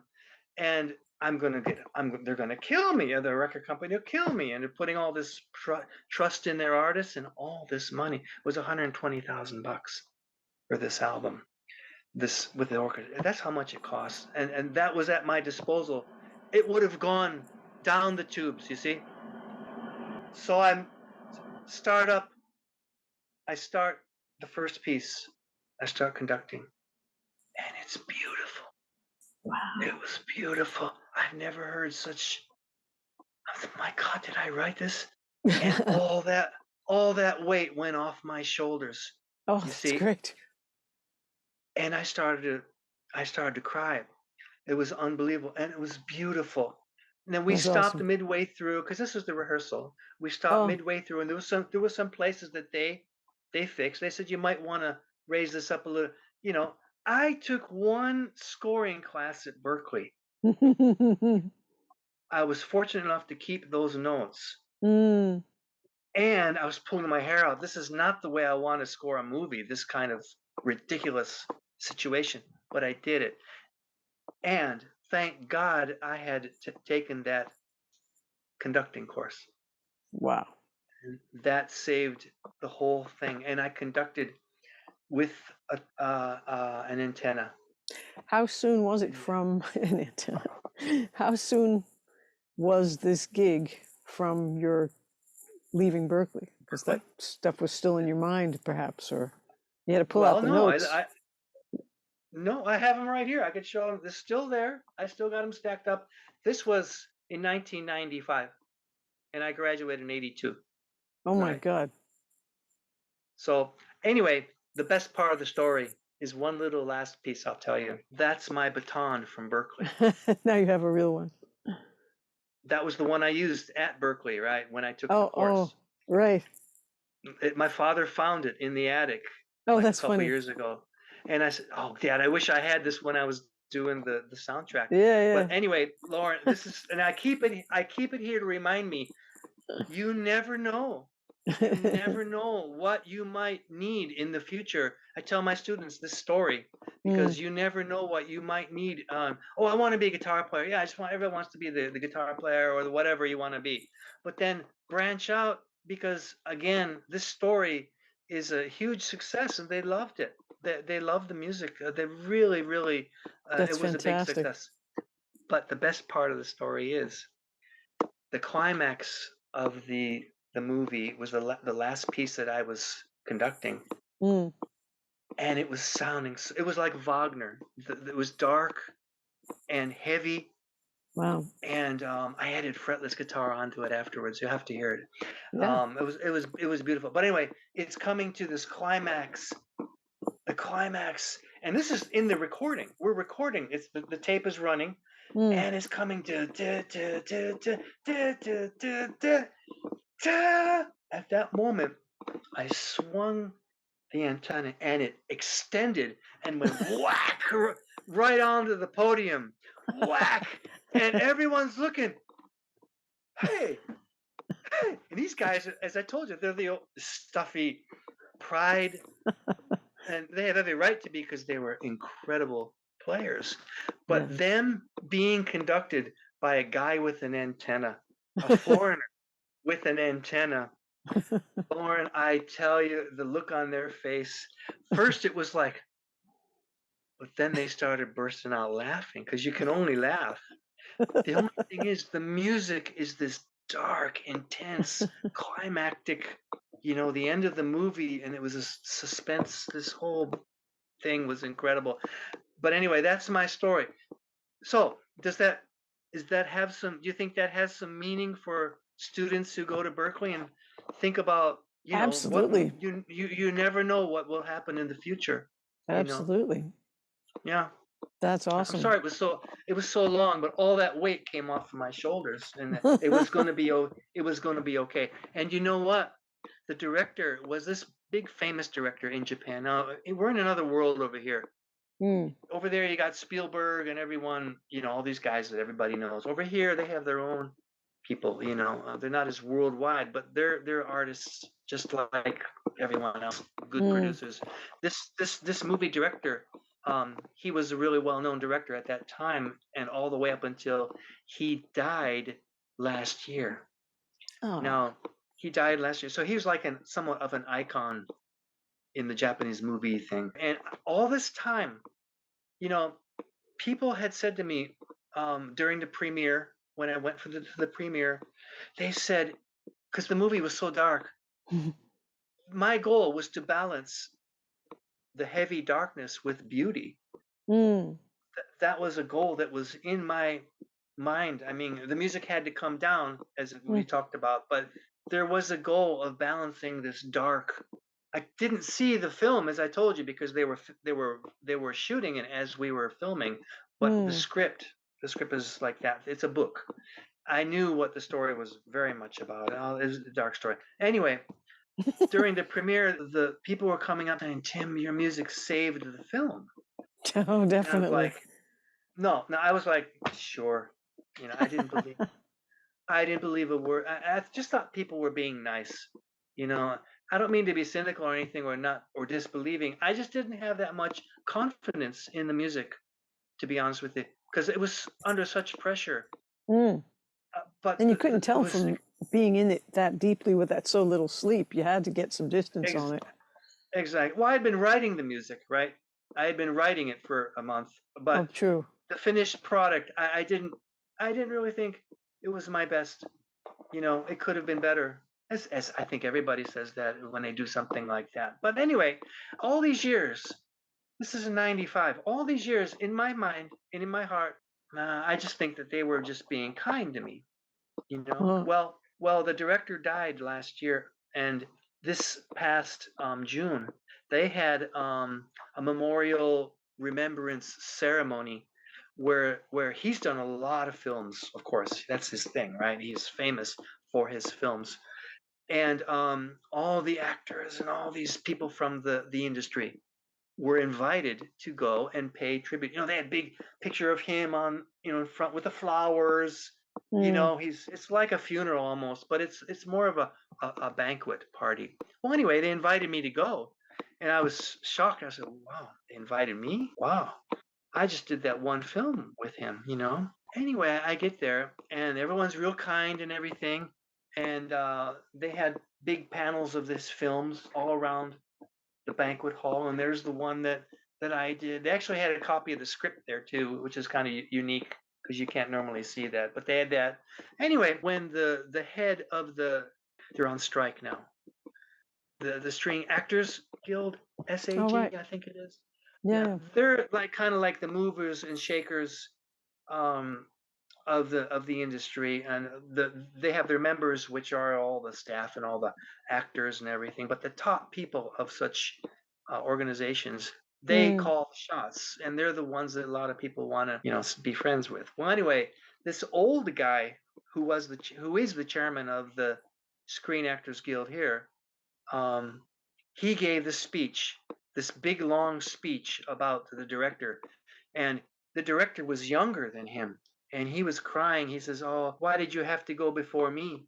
And everyone was in tears listening to this guy talk about the director. And I was Mm. listening. I was like, "Oh man, this is beautiful speech." And why did you leave before me? Wait for me. I'll be up there. And the guy was sincere as can be. After he talked, do you know whose music they played? I couldn't believe it. I Because was it was sitting there. beautiful music. Because I couldn't believe it. it And was what I'm just, sincere and heartfelt. but the reason I'm saying this is because I thought they didn't like it all these years. I thought Mm. that they were just being nice to me, that we finished the movie and really, I didn't have any confidence in it. And that was that piece that I just told you about, the Wagner piece. Mm. They played that, and they played some of the other ones as well in the hall, and that validated all of that, like, Absolutely. um, what's the word? Lack of self confidence. Even at that Mm. point in my career, still, I was very unconfident. What's the word? You know what I mean? That's awesome. So yeah, so those are stories that it would not have happened without me going to Berkeley. So there's the gist of the point of what I wanted to say in a It's a long great story. place. It's a great place. Yeah, and you're there. I mean, Lauren, I couldn't be prouder. I couldn't be prouder. You're there.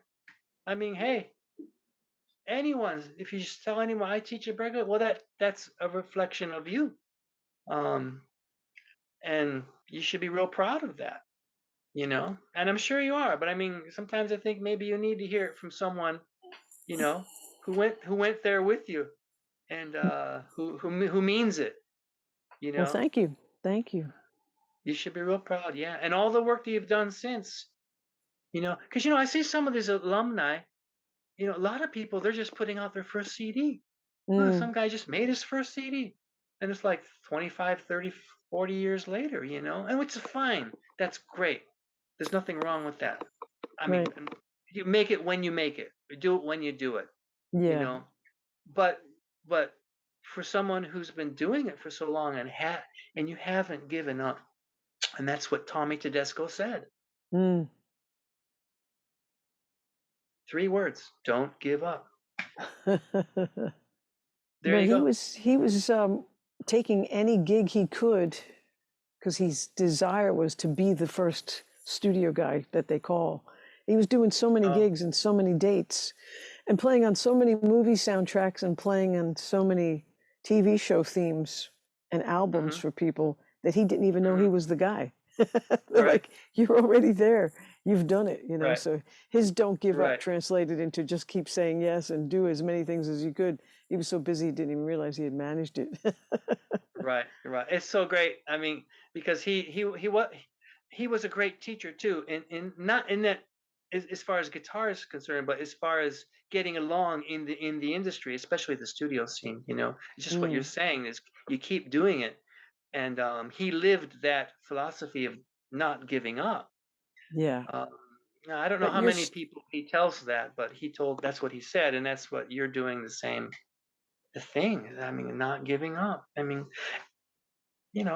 think it's something to be said about that, to find that direction in life, you know, and and do it. Just do it because it's the right thing to do is to keep doing it. You know, um, it's hard though, right? I mean, you have self doubt. I don't know about you, but I have self doubt. No matter how many albums I make, I still have self doubt. Oh, You definitely. know, Yeah.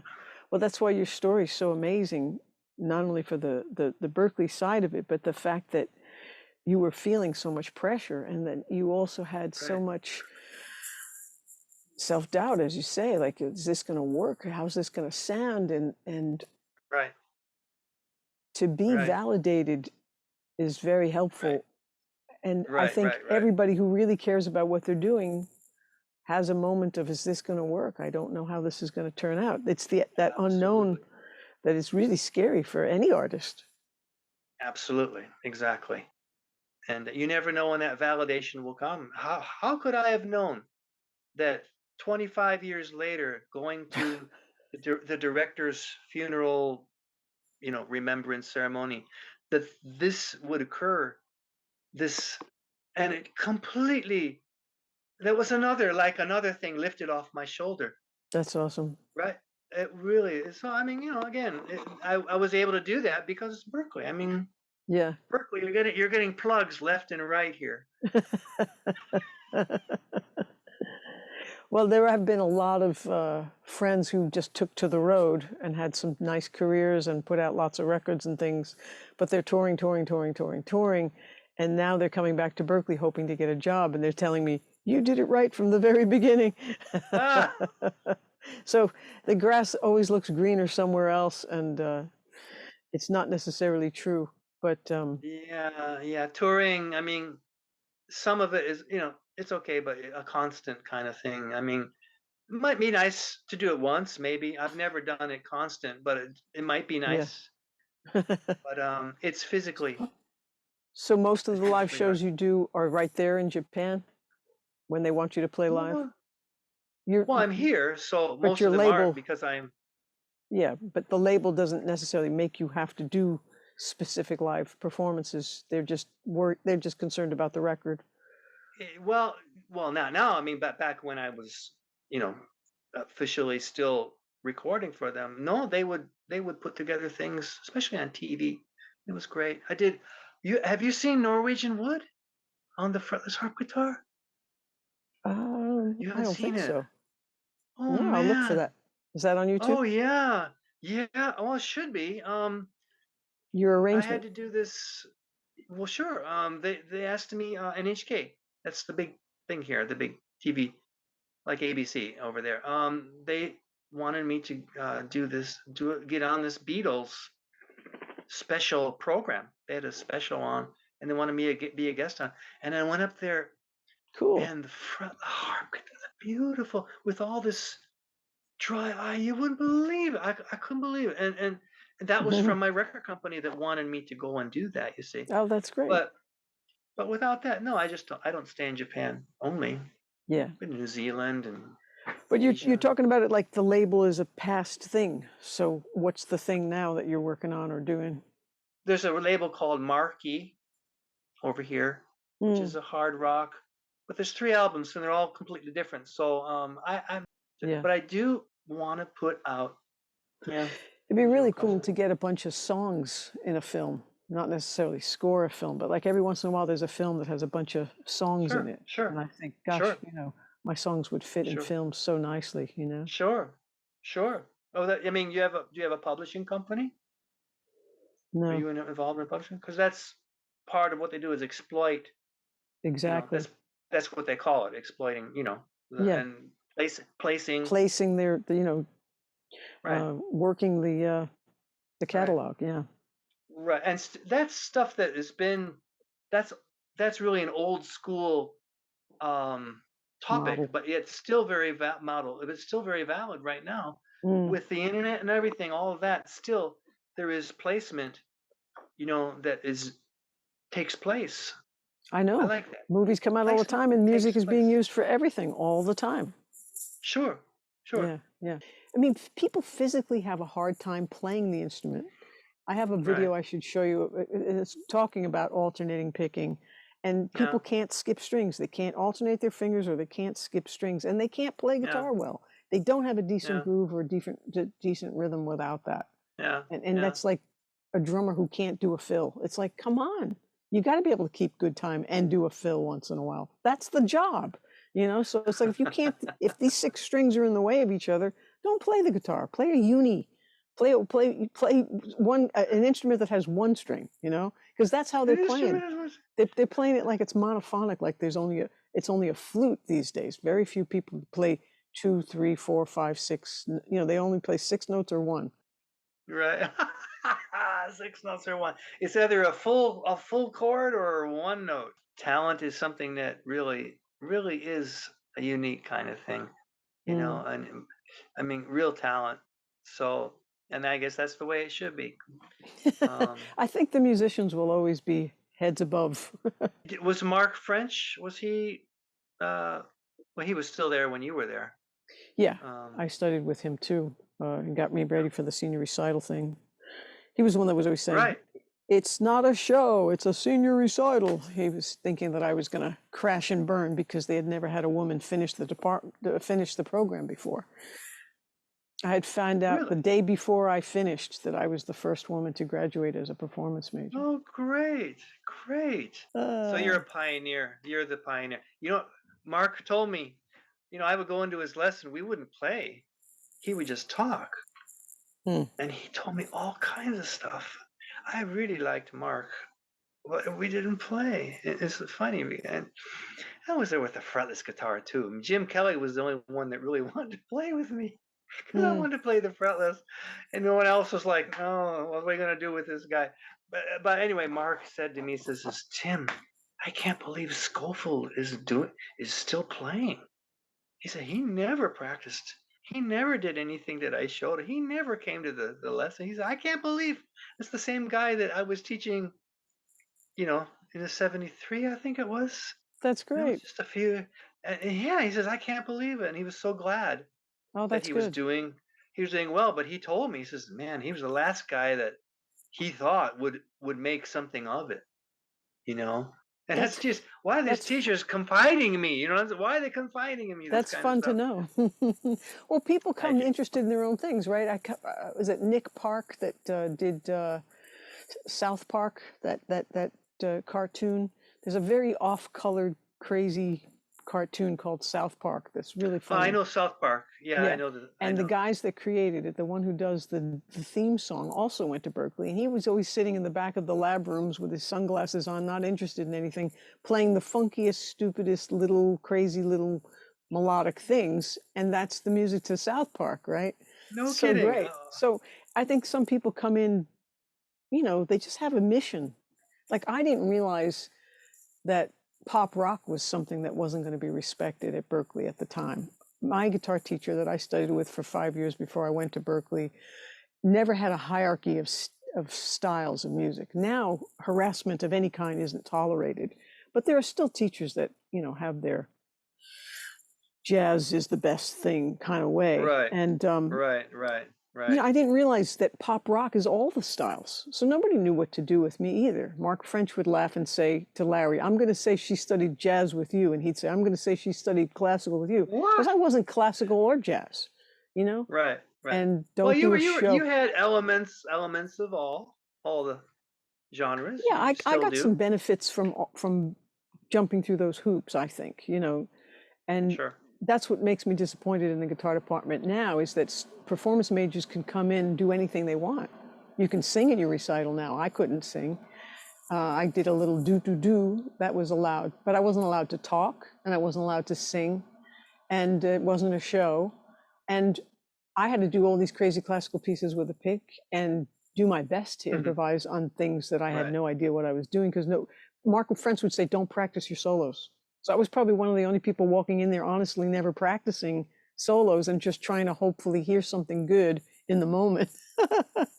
Oh, well that was the point, right? Is to make it of the moment. Is that was his idea? I don't know, but it's like the thing that was closest to me to understand improv was Hal Crook's book, How to Improvise, because he broke it down into sections. It was really well taught.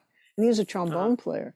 So going through that book helped a lot. But I don't play those things and I don't put myself in those situations and I don't Right, improvise right, and I don't care. But right, I create right, thousands of songs out of nothing, you know? right, And these beautiful guitar solos and slide solos, it's a whole other thing.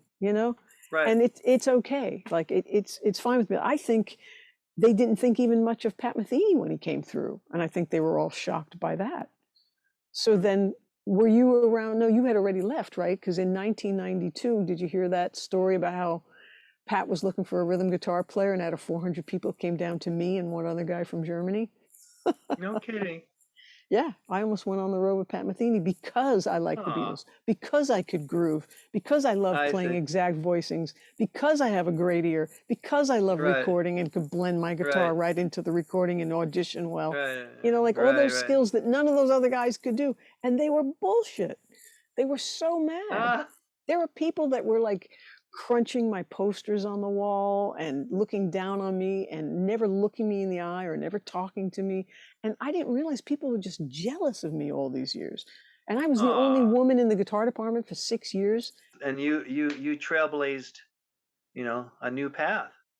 Yeah, Obviously, that yeah. goes without saying. I know now they're open to So any style. yeah, but see that's not the way it was. I mean, No, as you just said. no, it was either So you've classical or trailblazed. jazz. Yeah, yeah. And I remember. Do you remember the bass player? The girl. I don't remember her name. She had blonde hair. She was kind of a punker, and she joined the band that became kind of somewhat famous in the kind of a punk scene. Was that I Amy forget the name. Mann? I don't remember. Was it Till Amy Mann? Tuesday? Yeah, Amy Mann. Okay. And Was I she a bass remember. player? I thought she played guitar too. No, she was.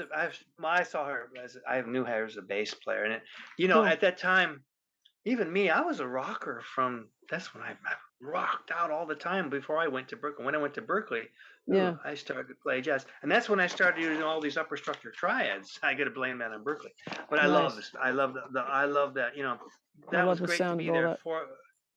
Yeah, that's what's only on this page is upper structure, which is great.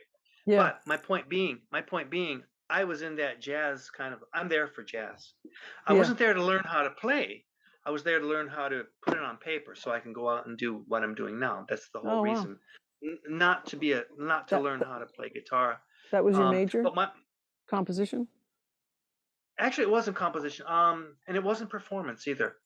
I don't even remember what the major was. Professional Sure, music maybe?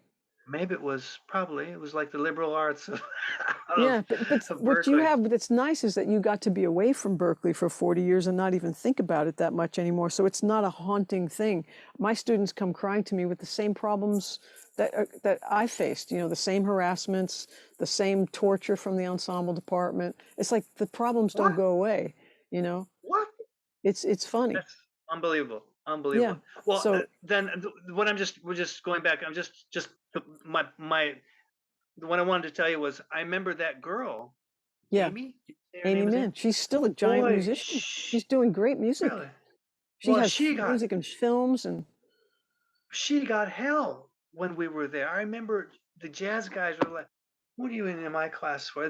You could just feel the vibe against her, and she would kind of be like off into the corner or something like that. She had blonde hair that was dyed in a right, punky kind of style, and right. I think she had a precision bass, or, and that's. I mean, I didn't have that feeling against her at all, not at all. I mean, but I could It was feel the not a vibe. good, yeah, it was not a conducive place for women. I even had a guy that taught mix one, and it was the week Lennon was murdered. So I am just distraught. Right. And I'm in there trying to do a mixing final, because the finals week was pretty soon after December 8th.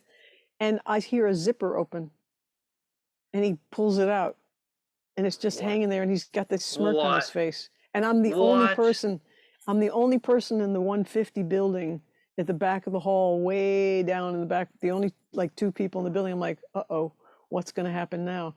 And I just left, like I should go look Wait, at wait, my transcript and see what grade I got.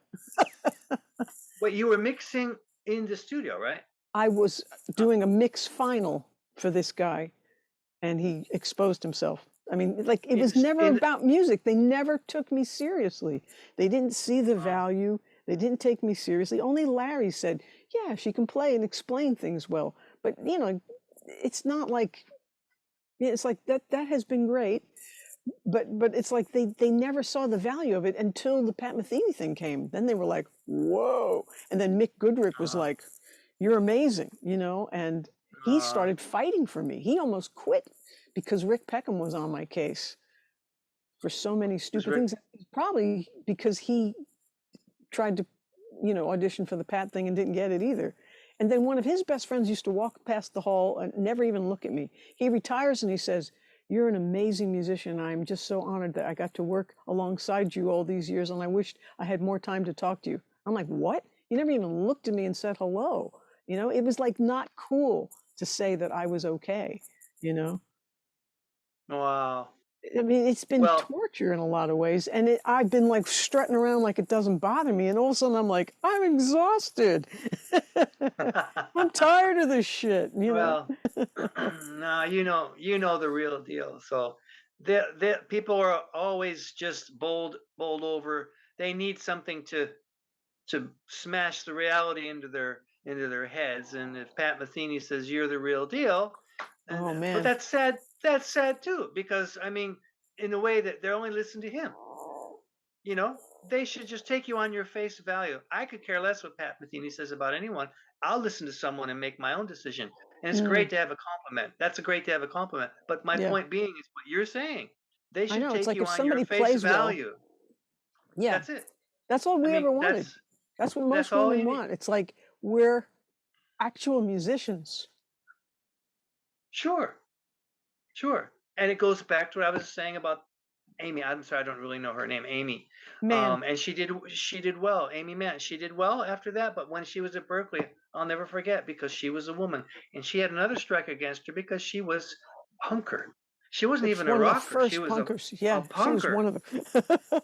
Oh, I didn't even know she did a recital. Yeah, she did a Uh, recital like in 1A, and I was like, "Oh, what is this?" okay, yeah, well, sure. I mean, hey, I would have been the same.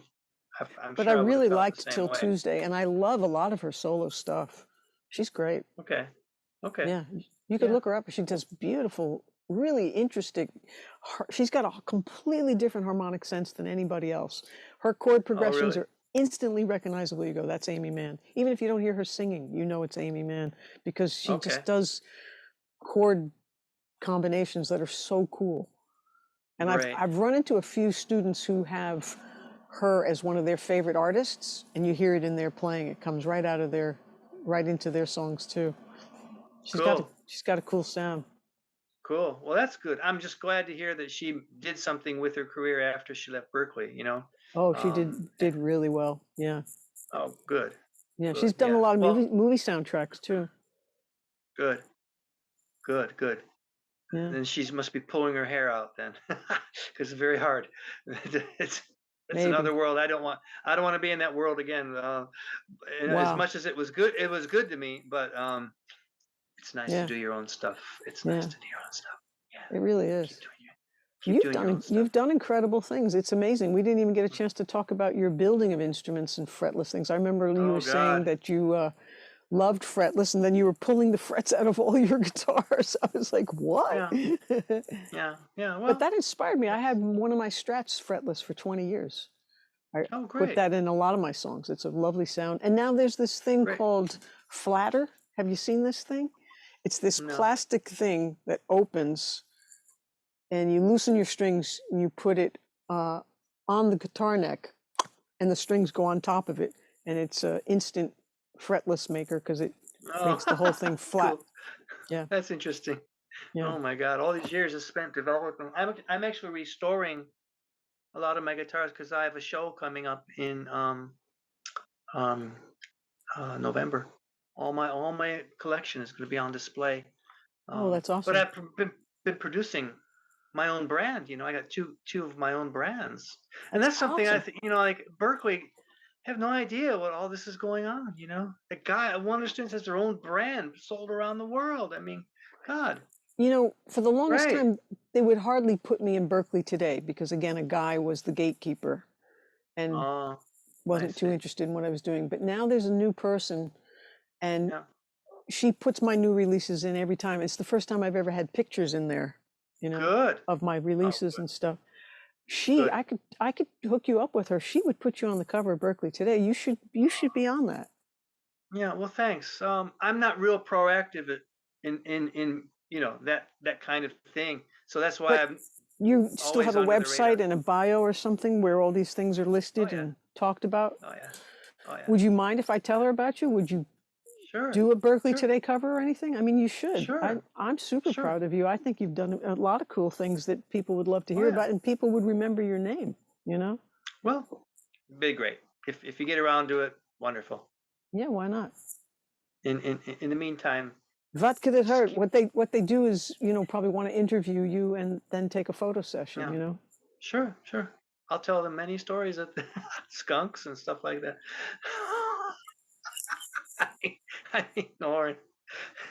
I mean, because the music, at the end of the day, it's all about the music. But when the music is done and you're enjoying it, you only enjoy it after it's done, years after it's done, right? Because you're so close to it Mm. when it immediately finished. But after it's Yeah. done, after all these years, and you remember the stories that are fun to tell and things like that. Um, you know, That's you know, the guy is Jim Kelly. I like Jim. I used to he's like Jim a lot. he's You just still finishing up his 50th year. 50th year. Yeah, Jim. He He's sent me an awesome. email He's once. a good guy. Yeah, I He like never Jim. gave me any crap. He was always very respectful and Yeah, kind. yeah. Tell him if you happen to see him, tell him I said hi. Sure. Um, I really enjoyed being in his lesson because he was the only one that let me play my fretless. That's nice. Um, and he dug it because he also played bass too, right? Sure. Um, I remember Jim. Yeah, he's one of the guys. But in general, the experience was good. But the one thing, Lauren, I got to tell you, and I really, I shouldn't say it bothers me, but I think there's something that's so fundamental to being um, a successful musician. Very fun. Besides the human aspect of being likable and all of that, getting along with people. And besides all of that stuff Mm, that's not related to musical ability right. at all. I'm talking about when I was at Berkeley. You know, um, I was a young kid, right? Well, we were young. Let's say we were kids, and we're in our early 20s. Um, I just want to just play, play, play. I want to just play, play, play. I had no sense of swing, a a groove. Hmm. I had groove. The issue of groove was not first on my plate. And it was never, ever in all the time that I was at Berkeley, it was Talked about. never, ever discussed at all by I know, any and of my, feel is everything. and that's everything. I And, know. I look back and I say, Jesus, all these years that I've struggled with this issue, learning it myself, but Mm, not being aware of it, listening to it in playback and saying, geez, I want to be more in the pocket. Geez, I want to be more groove. Geez, why am I ahead of the beat? All these things that you deal with when you're it's a time issue. And mm, that is something that beyond anything else. And I had sevens. I was only there a couple months, a couple semesters, and they already gave me sevens. nice. And so I thought, oh, well, that's great. I could get sevens. No, I couldn't groove for shit. I listened to this recording. No, seriously, I can't listen to any recordings that I did at Berkeley. I can't because it pains me, really. If Yeah, I to hear had a the good difference now. groove, yeah, and I'm not saying I have a great groove now either, but I'm very much aware of it and Mm. very much sensitive to it and really sensitive to it. I kick drummers' asses. Um, but it's great to be in that place of being able to kick a drummer's ass. But Mm, it's something that I should have been aware of when we were there. That is why, mm, I mean, if I'm going to take lessons when I was there, and it was great taking lessons and everything, as I told you, that's not why I went there, is to become a guitar player. mm. But it was great to be exposed to these great teachers and all of that. But they never, never once, ever, ever discussed the issue of feel. Wow. And never. And Lauren, what do you think about that? I mean, isn't that I think it's terrible because to me, even though there's a million things you have to teach and maybe most students aren't ready for it, it shouldn't be the last thing that they have to embrace. It should be something that they think about sooner because right? it's Right. not Be easy. aware of. To be Yes, aware of is my point. Yeah. exactly. Yes. I'm sorry. I Absolutely. didn't mean to interrupt. No, absolutely. And I'm on students about their sound and the feel right from the very beginning because when people want to do jazz and they just sound like this, and it's too dark and too much low mids, I'm like, you wouldn't be able to hear you in the back of the hall and you wouldn't be able to discern anything on a recording. Like Right. you have to Right. play cleaner, you have to play slower, you have to play in the pocket, and you've got to have a better tone. Without a little bit of treble, it's just not going to translate. Right. Okay. So yeah, Sure. tone and feel, I'm talking about that constantly. Good. Good. Good. I mean, I because there's especially in jazz, billions of especially. guitar players in the world, and there isn't any one that I'd have in my band besides me. It's like I'd Mm, rather clone myself 17 times, and that's what I do when I'm on recordings because people play too hard, they play too fast, they don't play in a pocket, they play right. sloppy, they don't say anything. It's like, Right. and the funny thing was, George Harrison and James Taylor are like my favorite guitar players, right?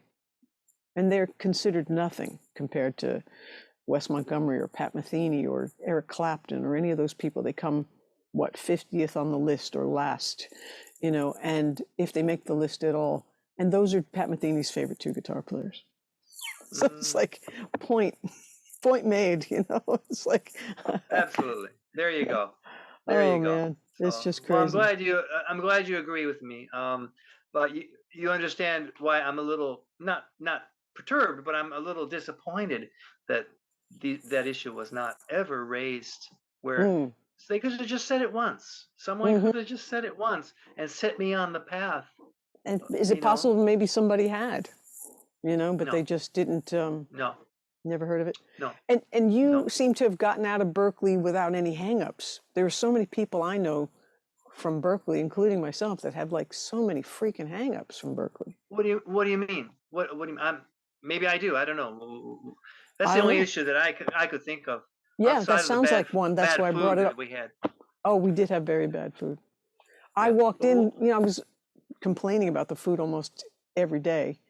And I walked in one time to complain to the head lady, whatever her name was, and there was a box of delivered meat, and it said grade A choice beef, and then it said a box grade B. Grade C, suitable for human consumption. Grade D, not suitable for human consumption. And C was checked, suitable for human consumption. Oh my God. And you know, unless we called the health department, we didn't get a decent meal. So it was only around Thanksgiving where you'd actually get chicken breasts and real ice cream and some nice vegetables and all that stuff. And the kids now have a thing that the cafeteria looks like a food court at a mall. It looks amazing. People pay there to go to eat if they don't have a food thing, you know, like it's Oh my God. and they're complaining about the food. It's like, are you nuts? You have no idea what we put up with. Those little pockets that used to say was a veal cutlet, which was just this little pocket of God knows what, and little kernels of things in there that they thought was meat. It was just outside breadcrumbs and stuff. It was horrible.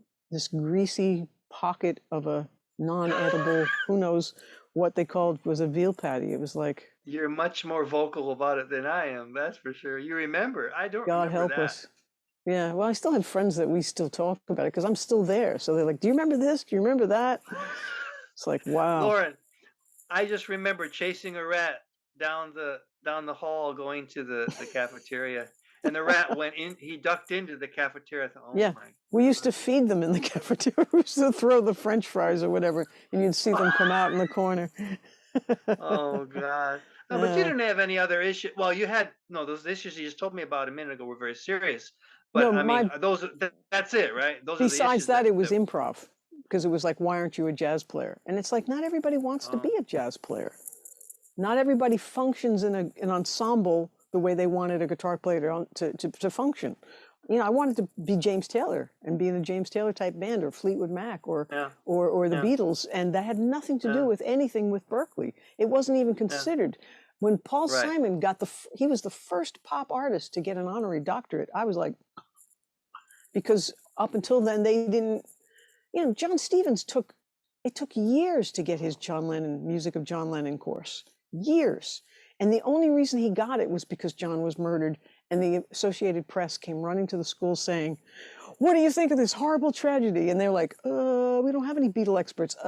Talk to faculty member John Stevens and student Lauren Passarelli. Maybe they know a few things about the Beatles." And John got his course. You know, they didn't even No think it was kidding. important. You know, Wow. they were Wow. 50 years behind. It took Larry Bayonne 12 years just to give me a Beatles guitar lab because he didn't think anybody'd be interested in that. Really? And I get so many endorsements for being a faculty member, for being an artist. You know, most of my equipment, it's either half off or free, you know. And Right. I'm saying to Larry 35 years ago, you should talk to these companies that make amps like Fender. They'd give us some amps. How are we going to do that? I said, you ask. You know, like these were just musicians who loved music in a family owned business. And we watched it turn into this gigantic university. Now they're trying to compete with UMass and Boston College. And they built that giant, tall, high rise 160 building just to have a decent dorm because kids weren't coming because we didn't have a decent dorm. I mean, it's like, it's so not about the music, it's about the business of being a college now. When we said we wanted to I see. start a union, it was like, well, then we have to have ranks, and now we have to have this, and you have to have, you know, all of a sudden it became, it wasn't just, hey, you play guitar and you show people how to play guitar. It all of a sudden became very corporate, you know. So I everything see. has changed and grown up and gotten Yeah. somewhat better, I guess. But it's a weird thing, you know. Well, they're long, long growing pains. Yeah, yeah, yeah. Long. I mean, sure. The Beatles were 50 years ago. I mean, and Well, that's still, it. That's it. It was so far. Like they finally just embraced the Beatles maybe about 10, 12 years ago. And it's like, you're kidding, right? wow. You're so far Wow. behind the times. No kidding. They didn't even Wow, think they Lauren. mattered. It's like, Well, without you there, that wouldn't have happened. I'm sorry. That's just would not have happened. So, you know, I mean, I and all don't the know. people that you've got, tons of people must be attending your course and getting the real deal. Without that, what Yeah, would we they be had a doing? lot of Hip that. hop? We had a lot of that. Good. Now I mean, everything goes. They even have a turntable major. right. I heard about that. I And heard and about that. now, you know, like Steven Weber was telling me, he runs the whole power station New York City, Berkeley facility now. Berkeley like owns the power station in New York City. The studio? Yeah. Oh, really? Yeah, some alumni or just rich guy came around and just said, "Hey, why don't we put the power station back on the map and make it part of Berkeley? And I'll pay to have the whole thing refurbished." And now they have like the latest and greatest audio and visual whatevers, which is awesome. And they're sort of teaching, saying that's Berkeley, New York City. They have like alumni events there, and they have the studio still doing amazing things. And they do a little bit of teaching, I think. But Steven Weber was telling me, oh, yeah, now they write songs by these like 11, 12 people get credits for writing a song. I said, what? They're writing by committee? He said, you talk about it like it's a bad thing. It's like, it is a bad thing. Like you want Oh, for 17 sure. cooks trying to cook your meal? I don't think so. Oh my God. Oh my 19 God. drivers to get you And, somewhere? No. and I'll bet you the tunes are as rudimentary as they could possibly be. They are. They You know? suck. And you listen to them and you go, it took 12 people to write that? I was Right. writing that when I was 9. You know, like that's Right. not even a decent song. Right. So Right. It's like you said. everybody I know who's in the music business keeps telling me there's nothing I can do. It's like publishing sucks, songwriting sucks, touring sucks. You're not getting paid for gigs anymore. It's like the people I have worked with have died. You know, it's just like where do I go? Where do I belong? Well, What's the next step? You know, it's like nobody yeah. ever Yeah. knows, you know? It's so Yeah. Yeah. funny. But at the other side of the coin, there's a lot of people that would be, that wish they could be doing, that. Exactly. Exactly. So that's always the other side of the coin. And I mean, everything is brain training. So have you ever heard of the reticular activating system? no. There's a thing in the brain that's like a magnet. Okay. So the better you feel and the higher your vibration, the better the opportunities are for you, and things happen and come to you. I see. And all the I best see. things that have ever happened to me have come without me doing anything, you know, There you because go. I've Sure. just been in the music, just having a great time, just being me. Right. And all Right. the BS, I'm not paying attention to. As soon as I'm paying attention Right. to the BS,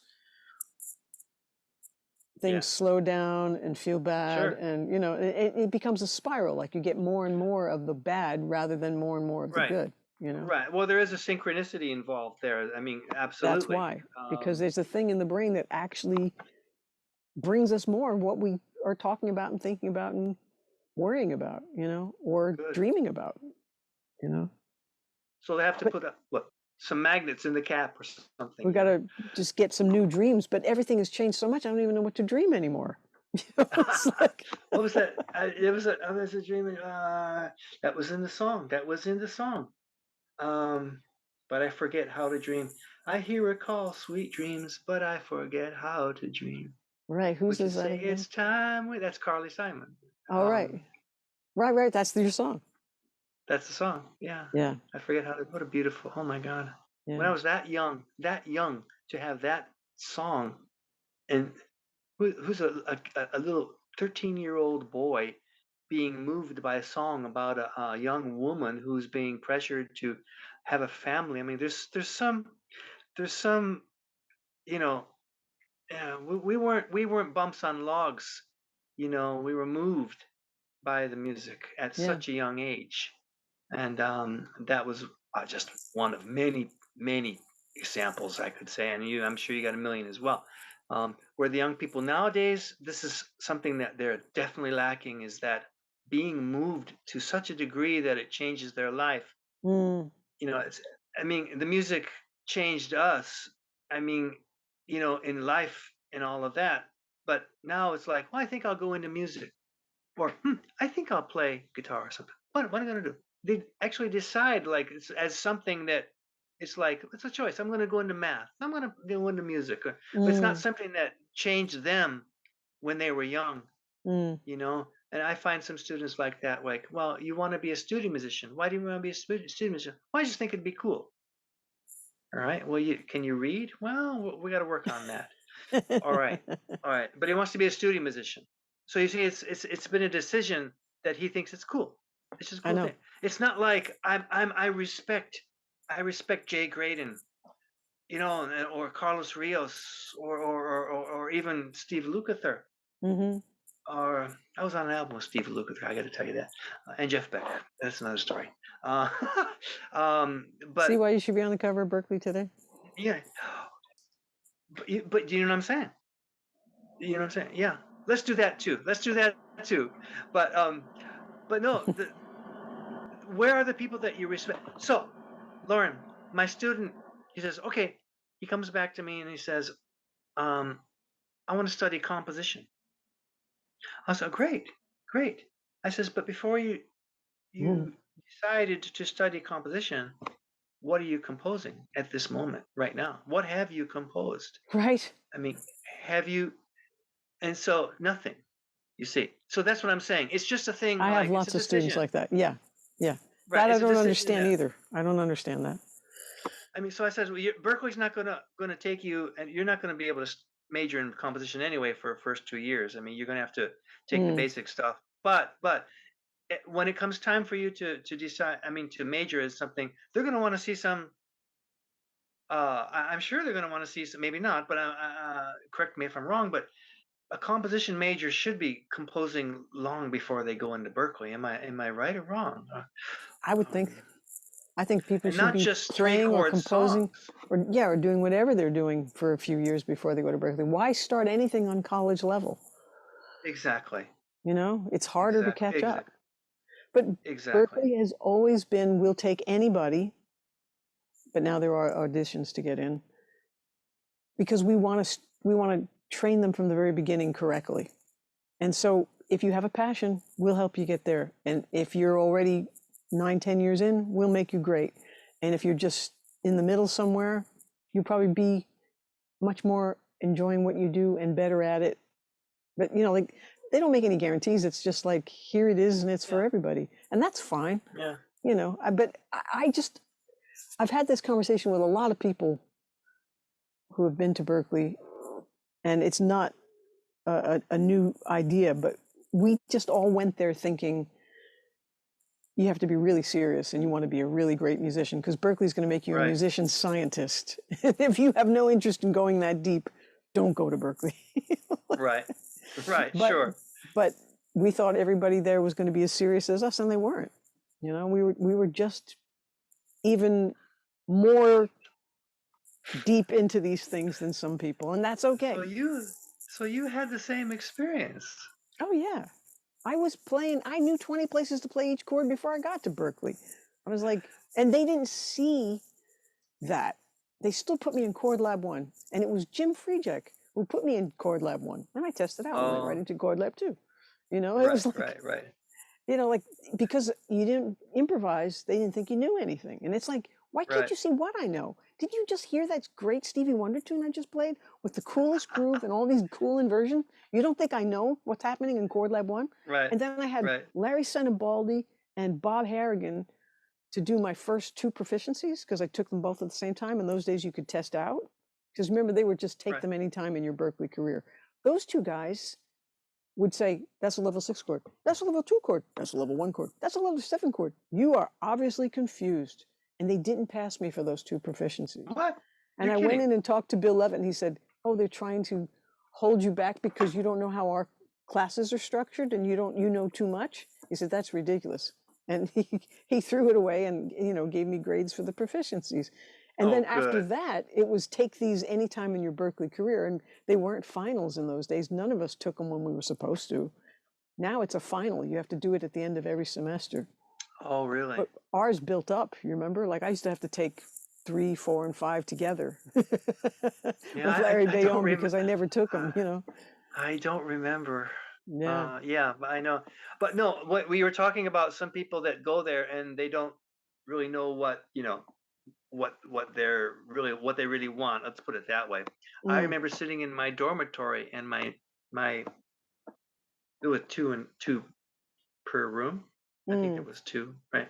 And the other guy, he would guitar, but he would just sit there and stare at the wall he, in front of his desk. And I would be You're not supposed to practice in the room. I always Sorry, my practice in my dorm. room too. I always practice, but I Yeah. mean, I'd go into the bathroom and practice. But anyway, he would just sit and stare at the wall, and I'm talking about like really for hours on end. And this was And before pot was legal. yeah, well, yeah, exactly. But I was like this, you know, waving, "Are you there? Hello, anybody home?" And I I tried to nudge him a little bit because he obviously shouldn't have been there. He was not a very promising player at all. I mean, he could barely even play the instrument. I mean, he could barely hold the instrument. And I was surprised that he was even there. Hmm. But my point being that he just sat there and would literally just spend hours when he got back from his classes. And I would be there next to him practicing away and writing, how we had to do. And I made this sign. I put this sign right in front of and it said, something like, I can't remember the exact words. It was like, you only get one chance in life or something like that, some philosophical, you know, little blurb that I thought he might kind of glance over, and see, hey man, you're just wasting your time. And you only get one chance to be here. Hmm. I don't remember the exact words, but it was that kind of kicking the ass kind of message that I put on. I don't You know if didn't he see ever it. saw it or not. Oh, I probably not. But so you never you found out know, what his issue was? I don't really know if he had like an issue per se. I just think that he was just not supposed to be there. I mean, I don't know why he was there, and then I mean, I Oh don't think he well. had any issue per se, but it just was Mm, like he was wasting his time. Just, yeah, do you and a lot remember of the money. first semester? A lot of money. And do you remember the first semester?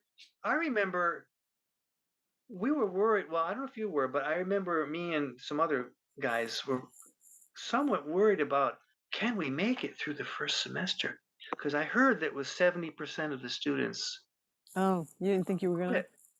I just remember being bored my whole first 2 semesters because it took a while for things to catch up. Like I didn't get to test out of everything. I was given a whole Oh, bunch of psychology credits and I was given a few other things, but yeah. nothing musical transferred. You had to Uh, test out or whatever. In some places they didn't let you test out. You just had to go through it. right, So I didn't really right. feel like I was learning anything new till third semester.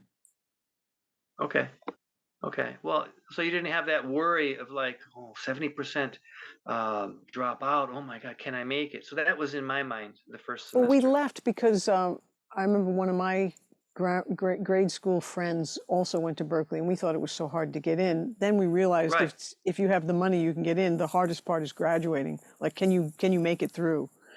exactly. It's an easy school to get in, but a hard school to graduate from. And Okay. so, yeah, I used to think I'll just take it, semester at a time, a few days at a time, just one day at a time, whatever. But I didn't think I wouldn't. It's just funny that you don't need a degree to perform. So I don't know why I was a performance major. Just like, but This is the exact issue right now I'm going through. Please, please, I'll tell you about it. So what? So you got it though. I did You it and I graduated. got it and I was happy about it. Still, the guitar department was still my favorite department because I loved guitar so much. I loved harmony though too, you know. So, but yeah, you don't need You a were degree not. for really any of this stuff. Absolutely, And when the school absolutely. started in 1945, they didn't even think it could be taught. They were like, no, this is an apprenticeship thing. You need to be one on one with somebody and teach them the ropes. But that's how Yep, everybody yep. thought things should be taught. Then, of course, now there's Right, internet teaching and YouTube right, teaching right, and who knows what. I mean, things right. are always going to change like that. But no matter what the technology is or the tools to teach with or to whatever about, I feel like the thing is a hunger and a willingness to learn and a willingness to share. That is all that is needed, you know? It doesn't matter how you do it, what era you did it in.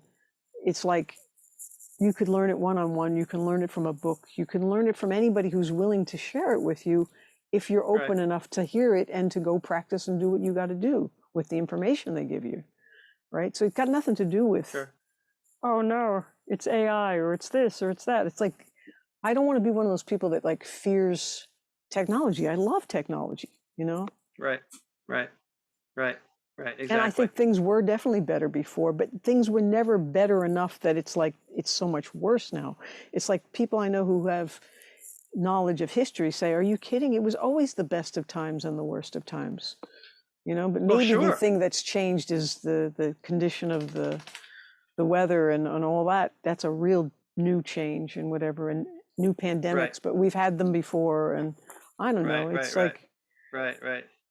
it's Right. a big mishmash of stuff that I don't know enough about.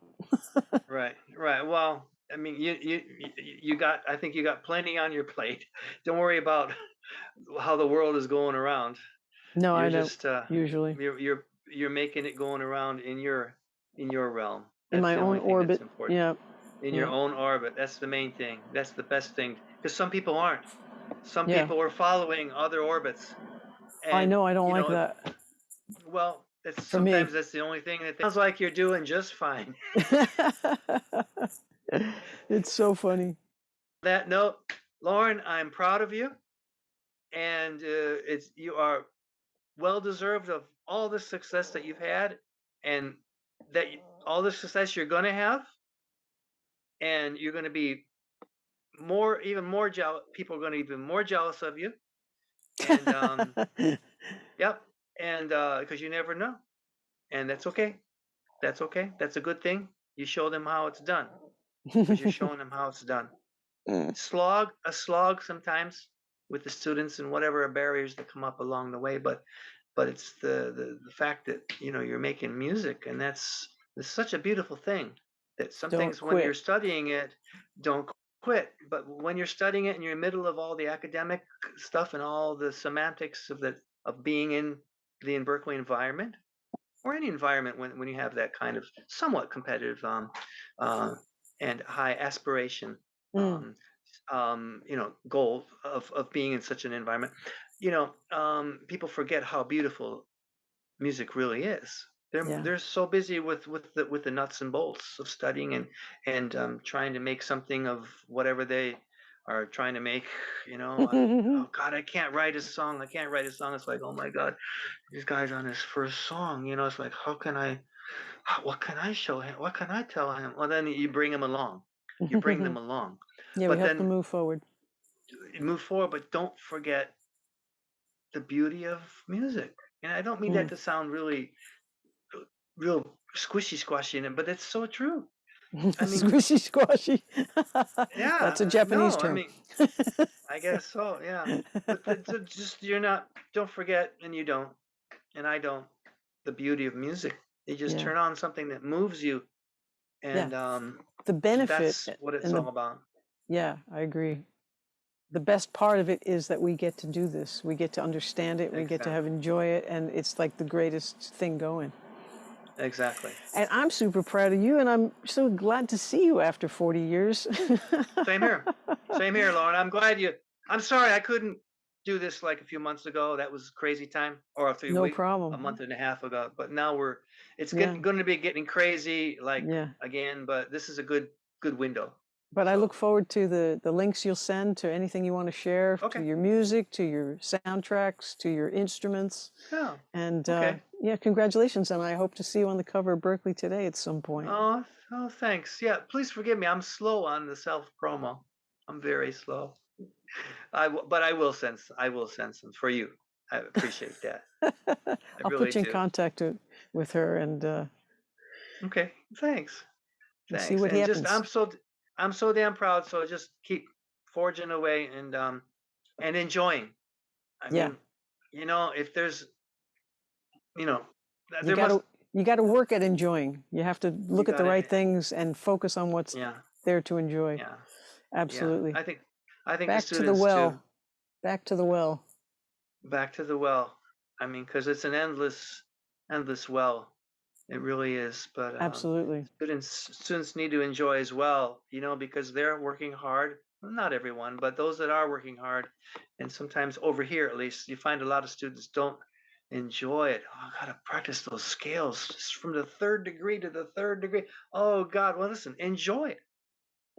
If you can enjoy I know it, we liked playing, you know. We liked how it that was felt it. to hold the guitar and we couldn't put it Exactly. down. Exactly. Exactly. I think students also I think they're the same way. They might forget it though, Mm, how much joy that they can really get there because they're busy with the academics. Um, And what I've always mentioned too is that it feels like everything has got a threshold to it. Everything feels hard until you go through that little membrane. And when you get to the other side, all of a sudden you start seeing a possible, hey, this could be okay. And then momentum sure, happens, and then you can't stop. Then you're addicted to it. And you can't sure. stop playing those scales, or you can't stop playing those arpeggios, you know? So it's like you just have to begin. And the hardest part is beginning sometimes, finding that Exactly. new door, you know? Exactly. And that translates right down to the very moment you play something for the first time. It's only difficult because it is the first time. I tell my Right. students, play Happy Birthday, Yeah. and they mess up. Well, Happy Birthday, it's not a difficult song. It's only difficult because it's the first time you're playing it. Mm. You know, even if you got a good ear, you might mess up a note or something. You didn't play it perfect. But it's only because, and the more you become familiar with something, the more you practice, then the difficulty goes down. But it could be Happy Birthday, it could be Mary Had a Little Lamb. If you've never Mm-hmm. played it before, it's going to be difficult.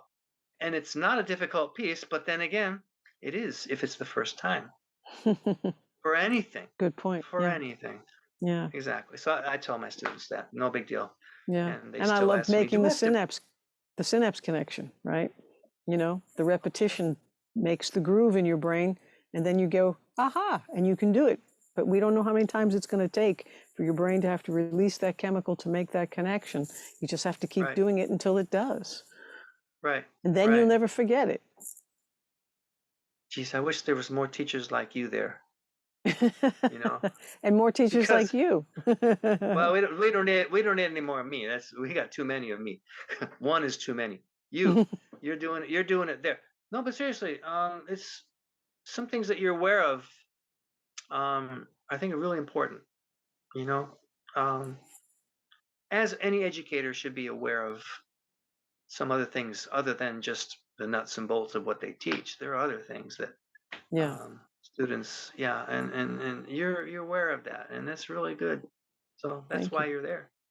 I That's know. why you're there. Hey, That's what they so said. Even when I was saying, but I'm an artist, they'd say, but we need people like you to teach. And I'd be like, oh. right, all right. Well, straight ahead, Lauren. Straight ahead. Sounds good. Thanks. Thank you. Love you. Thank you. We love you too. And it's like 3:45 in the morning. Oh my Isn't that God, go to great? bed. No, it's like, where's the party? Oh my God. It's rock. It's You rock don't and even look roll, baby. tired. I was talking to you, so and I'm really tired. I'm just no. It's very cool, and that's what I'm just I mean to say that because it's worth it. It was great talking with you about all these important things. I mean, where else are you going to hear about skunks and Is that staying in? enjoy? No, that's coming out. Okay, so then it's coming out of the end too. Can't refer back Thanks, to something Lauren. that didn't happen. I think we have to redo the ending. No, we're good. It got a little longer than Okay. you thought. Okay. Well, thanks, Lauren. Take care, Tim. It's great to see Let's you. do this again someday again. I mean, Yeah, anytime you want to run something by me, and same here. We'll zoom it up.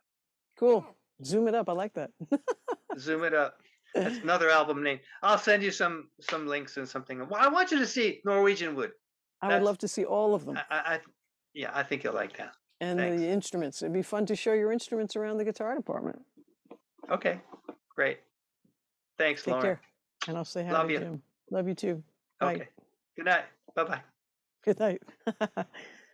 How do we do this? We hit Okay. end.